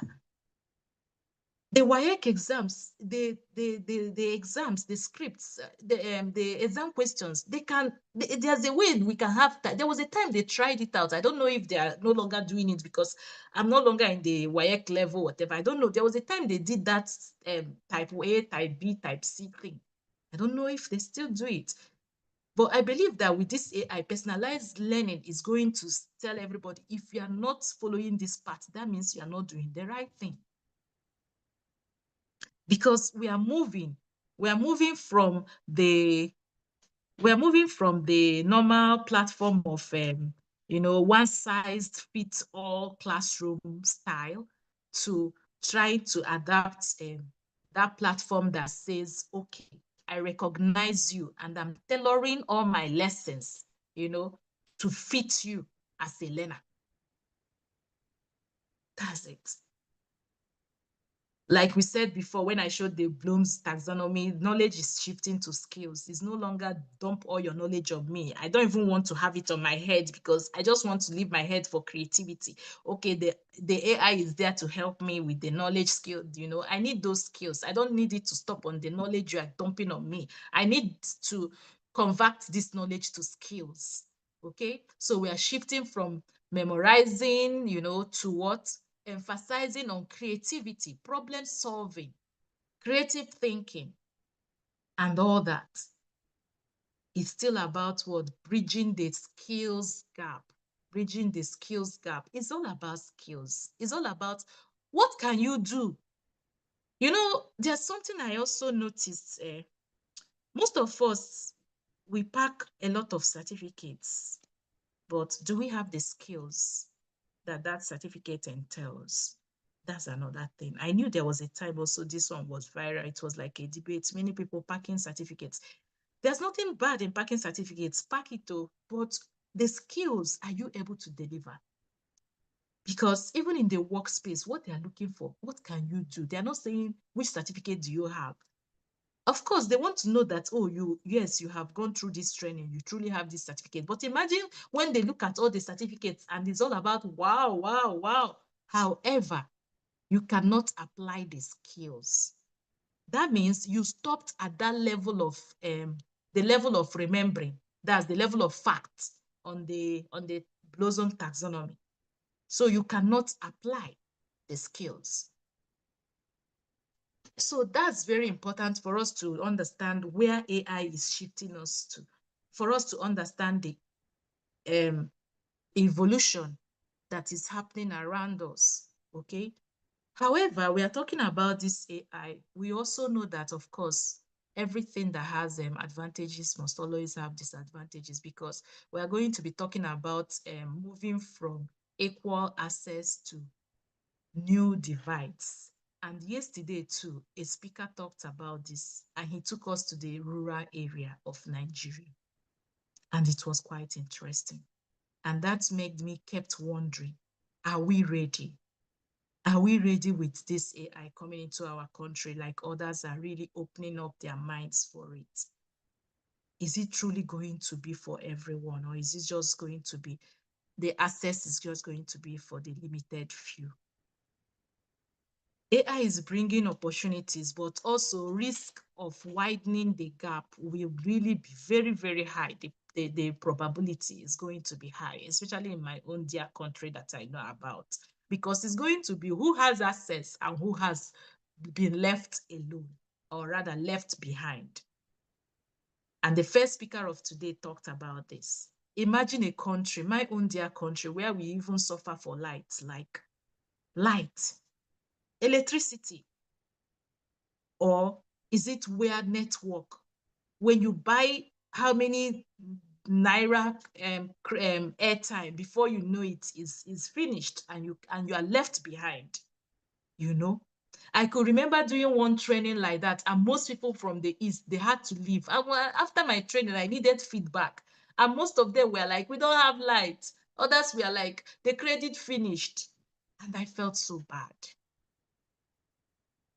I believe that this Voice of the Teachers is a platform that, is not just the government listening to us and hearing this, but people, other people, that have been blessed, that will listen to us and say, okay, I just want to do this small thing in this one area. I guess it will go a long way too. If all of us will join hands and do the little we can. They said little drops of water makes an ocean, and I strongly believe in it. One of us here, I can remember, has her platforms. So I could remember my friend calling me the other day. She has written a book. She has written a book for the children. It's something too, because that book worth it too. And she has been doing what's it called? This kind of book review, book time, book club with the kids. It's something. So my question is, you that is listening to me, where are you? What are you doing? with your skills as a facilitator who is now a teacher. So you're not just a teacher, you are a facilitator. What are you doing? Let's not just always call the government, because the truth is they have a lot of projects flying up and down, both the ones that want to just collect the money for the project and, you know, squander it, and the ones who are really genuine. But how will they really know the ones that are genuine? So we should not just leave it alone for them. Of course, they should follow up. I know, follow up. I understand. But then the little we can do, let's do it. So it's actually moving. We are moving. AI is shifting us. And that's the unspoken, you know, word of AI. Is we can't help it but realize that AI is shifting us. Shifting us also from the fixed classroom to fluid learning space. So learning is no longer limited to just the walls and geography, but still in my country, there are places that learning is still limited to that geography. You know, it's all about a global village right now. I still kept on saying bridging the skills gap, because it's about the skills. Even as I got here, I realized it's about the skills. Okay. So I have a question. I think I've spoken for some time now. Yeah, I have a question and I'm asking everybody here, please, what do you think? Regulation of AI for a future, for a fair future, do you think we are even ready? Do you really think we are ready for regulating AI? Because without the regulation of AI, it will just come and die immediately. What do we think? What can you just say about this? I just want somebody to say one or two things. We're already rounding up for today, in fact, for the whole of this section. What can you say?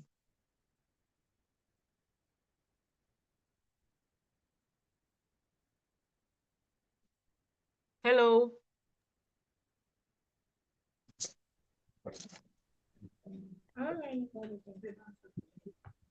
Hello? Hello. Yes. Hello, Miss V. We can hear you. Okay. So for my own opinion, I think we are ready because we learn every day and we try to improve on ourselves. So whatever it is that AI is bringing our way, I think we are equal to the task as we continue to learn and improve on ourselves. So that's it. Wow. AI will never be better than us. I like that. Please, where are you watching from? Sorry? Which state are you watching from? Which Lagos State now. That's it. I'm very happy for your contribution. So I'm not surprised it's coming from Lagos State. I'm happy for that. Yeah, I'm happy for your contribution.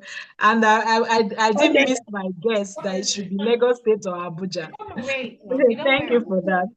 Then the next person, any other person? Now body go determine. Hey.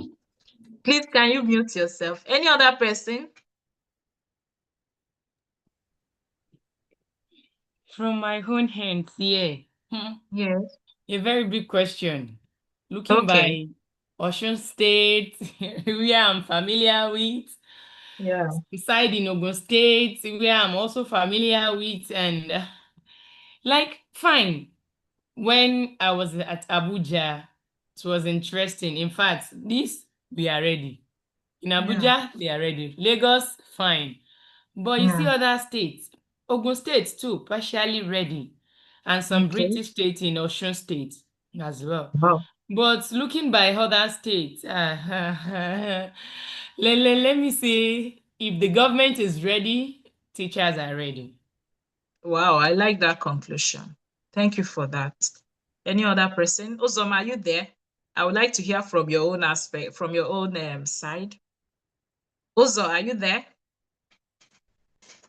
I guess he's not there. Ijoma, are you there? IJ? I'm here. Yeah, okay, sorry, I would like to hear from you. I think another thing that we forget is, when I was hearing from the Lagos person said Lagos and Abuja. I think we also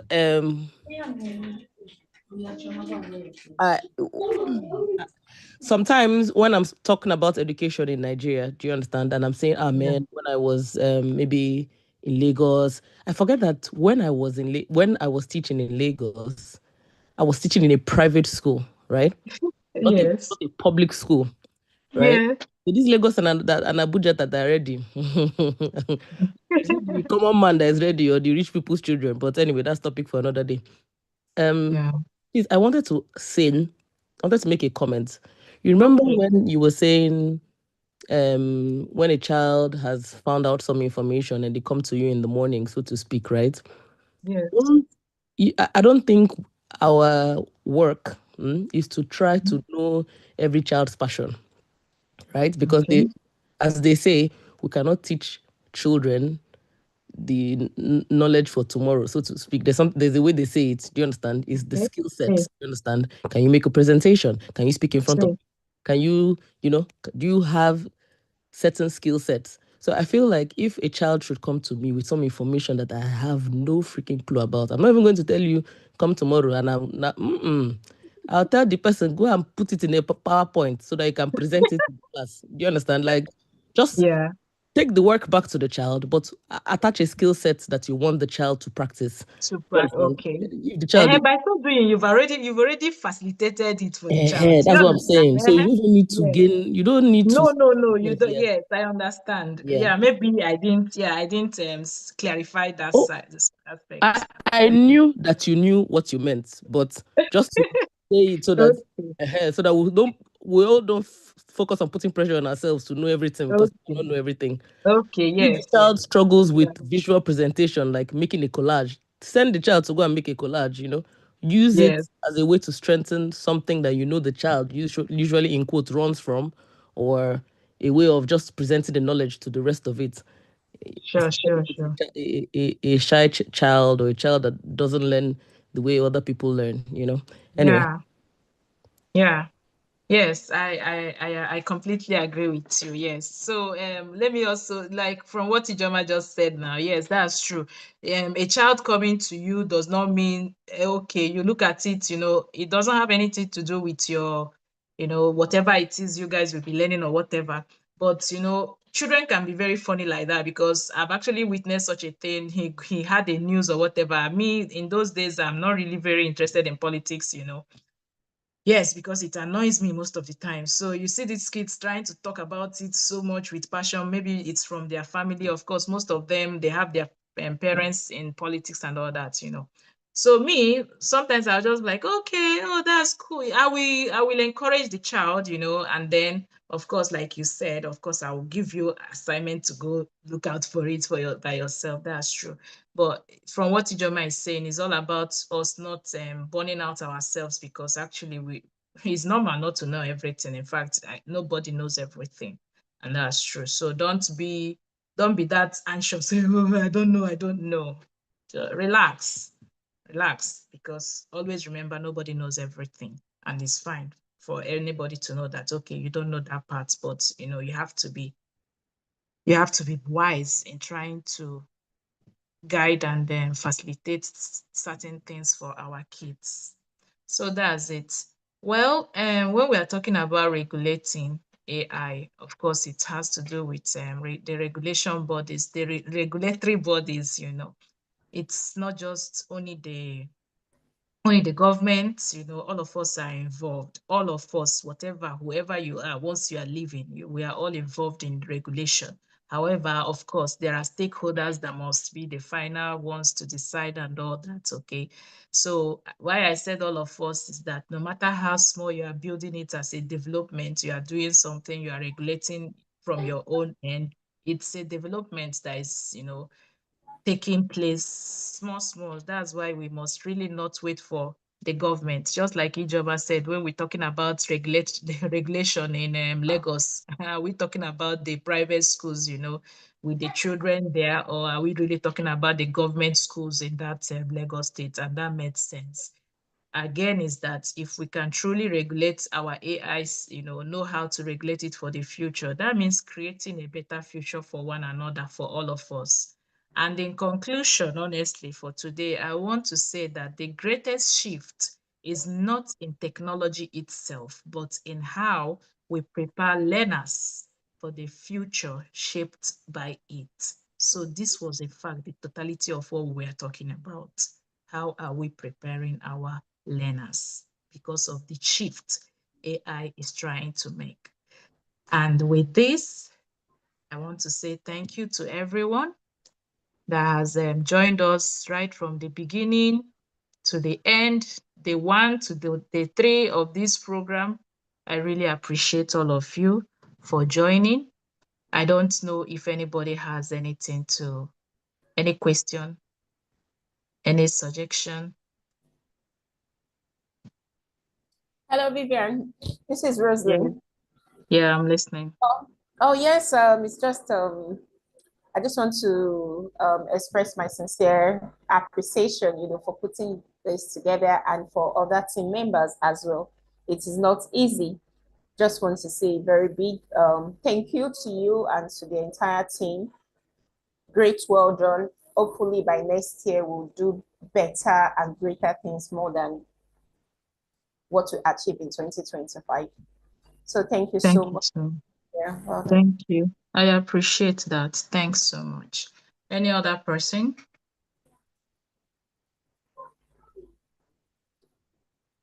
Sorry, I just want to ask, is there a certificate for this learning of a thing that we've gone through? Well, we've not started. We've not started giving out certificates for this. This is our 4th year. However, we are planning that from the 5th year, we're going to start issuing out certificates. And we're going to actually monitor it in such a way that there must be, your presence, okay? It's not just coming in for some few minutes and then you disappear, no. So the person must have said for a particular hour before you can actually qualify to get the certificate. And thank you for asking that question. I really appreciate it. Thank you, ma. Any other question or suggestions or comments? Okay. Without any question or comment or suggestion, I want to especially thank everybody, especially my speakers who joined me in this journey in this year 2025 Voice of the Teachers Conference. I'm so happy. I'm so glad. It has been a journey. We started 2022 and we're here. We've been consistent. It's not easy. I must applaud everybody. Thank you so much. Yes, and in a special way, I'm thanking everybody that, when I call them, they listen to me, they try to help me out, brainstorm with me, even if it's in the midnight. I want to thank them. I thank all the audience who came to listen. Yes, I know it's not easy from the whole of wherever it is you came listening to us. I am saying a big thank you because for you to leave your time to come in here to brainstorm, to have this critical thinking, it's not easy. And for every other person also seeing this from the social media, I am saying thank you for being there for us. It's a lot. It's a whole lot for us. Honestly, it's an encouragement you are giving us to in a special way. I will never forget to also thank my supervisor, who is also my mentor, for being here for us. It's a good one. I really appreciate you, Mrs. Ogwamana. You know that already. Then, however, I would like to say that all the audience that joined, please stay tuned with us because next year's own promises to be very packaged, like in a different way that you won't actually imagine. So I have, wow. Sorry, permit me to read some things from the chat room because I know some people are listening from social media.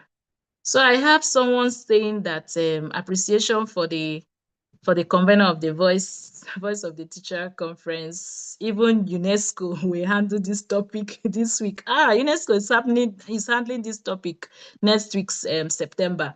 Can you imagine? we are proud of ourselves. Yes. So then I have my supervisor saying, great encouragement. Well done to the convener and all of us as a team. And then I have another speaker saying, on behalf of every participant, we extend our heartfelt gratitude to the Voice of the Teacher convener, and then commitment, tireless efforts that have been put into this learning. Yes, so the gathering has not been amplified, has not only been amplified, the voice of the teachers has not amplified only the voice of the teachers, but has also rekindled our passion for excellence in education by bringing together educators, thought leaders, inventors, and also to create a space where ideas can be shared, challenges and addressed, solutions are born. We deeply appreciate the leadership, the sacrifice, dedication, the teaching profession, and that is true. May the seeds we sow in this conference continue to yield harvests, impacts in the lives of the teachers, the students, the communities, the shareholders, the stakeholders across the nation and beyond. Thank you to everybody. Thank you for being a torch bearer, the knowledge, and also the true advocates of what? Educators. I thank everybody. I needed to read all the stuffs in the chat room. Anywhere you are listening, permit me that I needed to do that. Thank you, everyone. Thank you so much. I really appreciate you. I hope that you people, everybody, all the audience, or everybody listening will also help us to spread this, because honestly, by next year, this is going to be the 5th time we are consecutively carrying on this activity. It's a place we actually come from, different parts of the world. Our speakers, we are all, all over the world, trying to also learn how they do things outside the world for our own, country. Of course, we can always have, is like I said in the beginning, little drops of water makes an ocean, okay? So we come together to share our knowledge. And we have a platform, Tutors Hub, as in our WhatsApp group, as a WhatsApp group, okay? We are there sharing knowledge together, by name Tutors Hub, and we are on Facebook as Shukrani Consult and also Voice of the Teachers. We are also on Instagram as Voice of the Teachers equally. Please just join us, okay? We would like to partnership with many of all these kind of bodies, okay, educational bodies, because we believe that learning never stops, and AI is like a challenge for us to keep reminding us that learning never stops at whatever age it is. And in fact, I've read somewhere that said, once you stop learning, you are dead. And I think at this note, I would like to call it a day and say thank you, and may we keep touching souls, all of us. So We love Ijoma you. Ijoma has shared the link in case you want to join. She just shared the link for everyone. So I love you people too. We love ourselves. Love you too. Bye. Well Bye done. everyone. And Love thanks for being everybody. part Well of done, this. everyone. Hey, we Bye. love you. We love you. I love everyone too. Bye.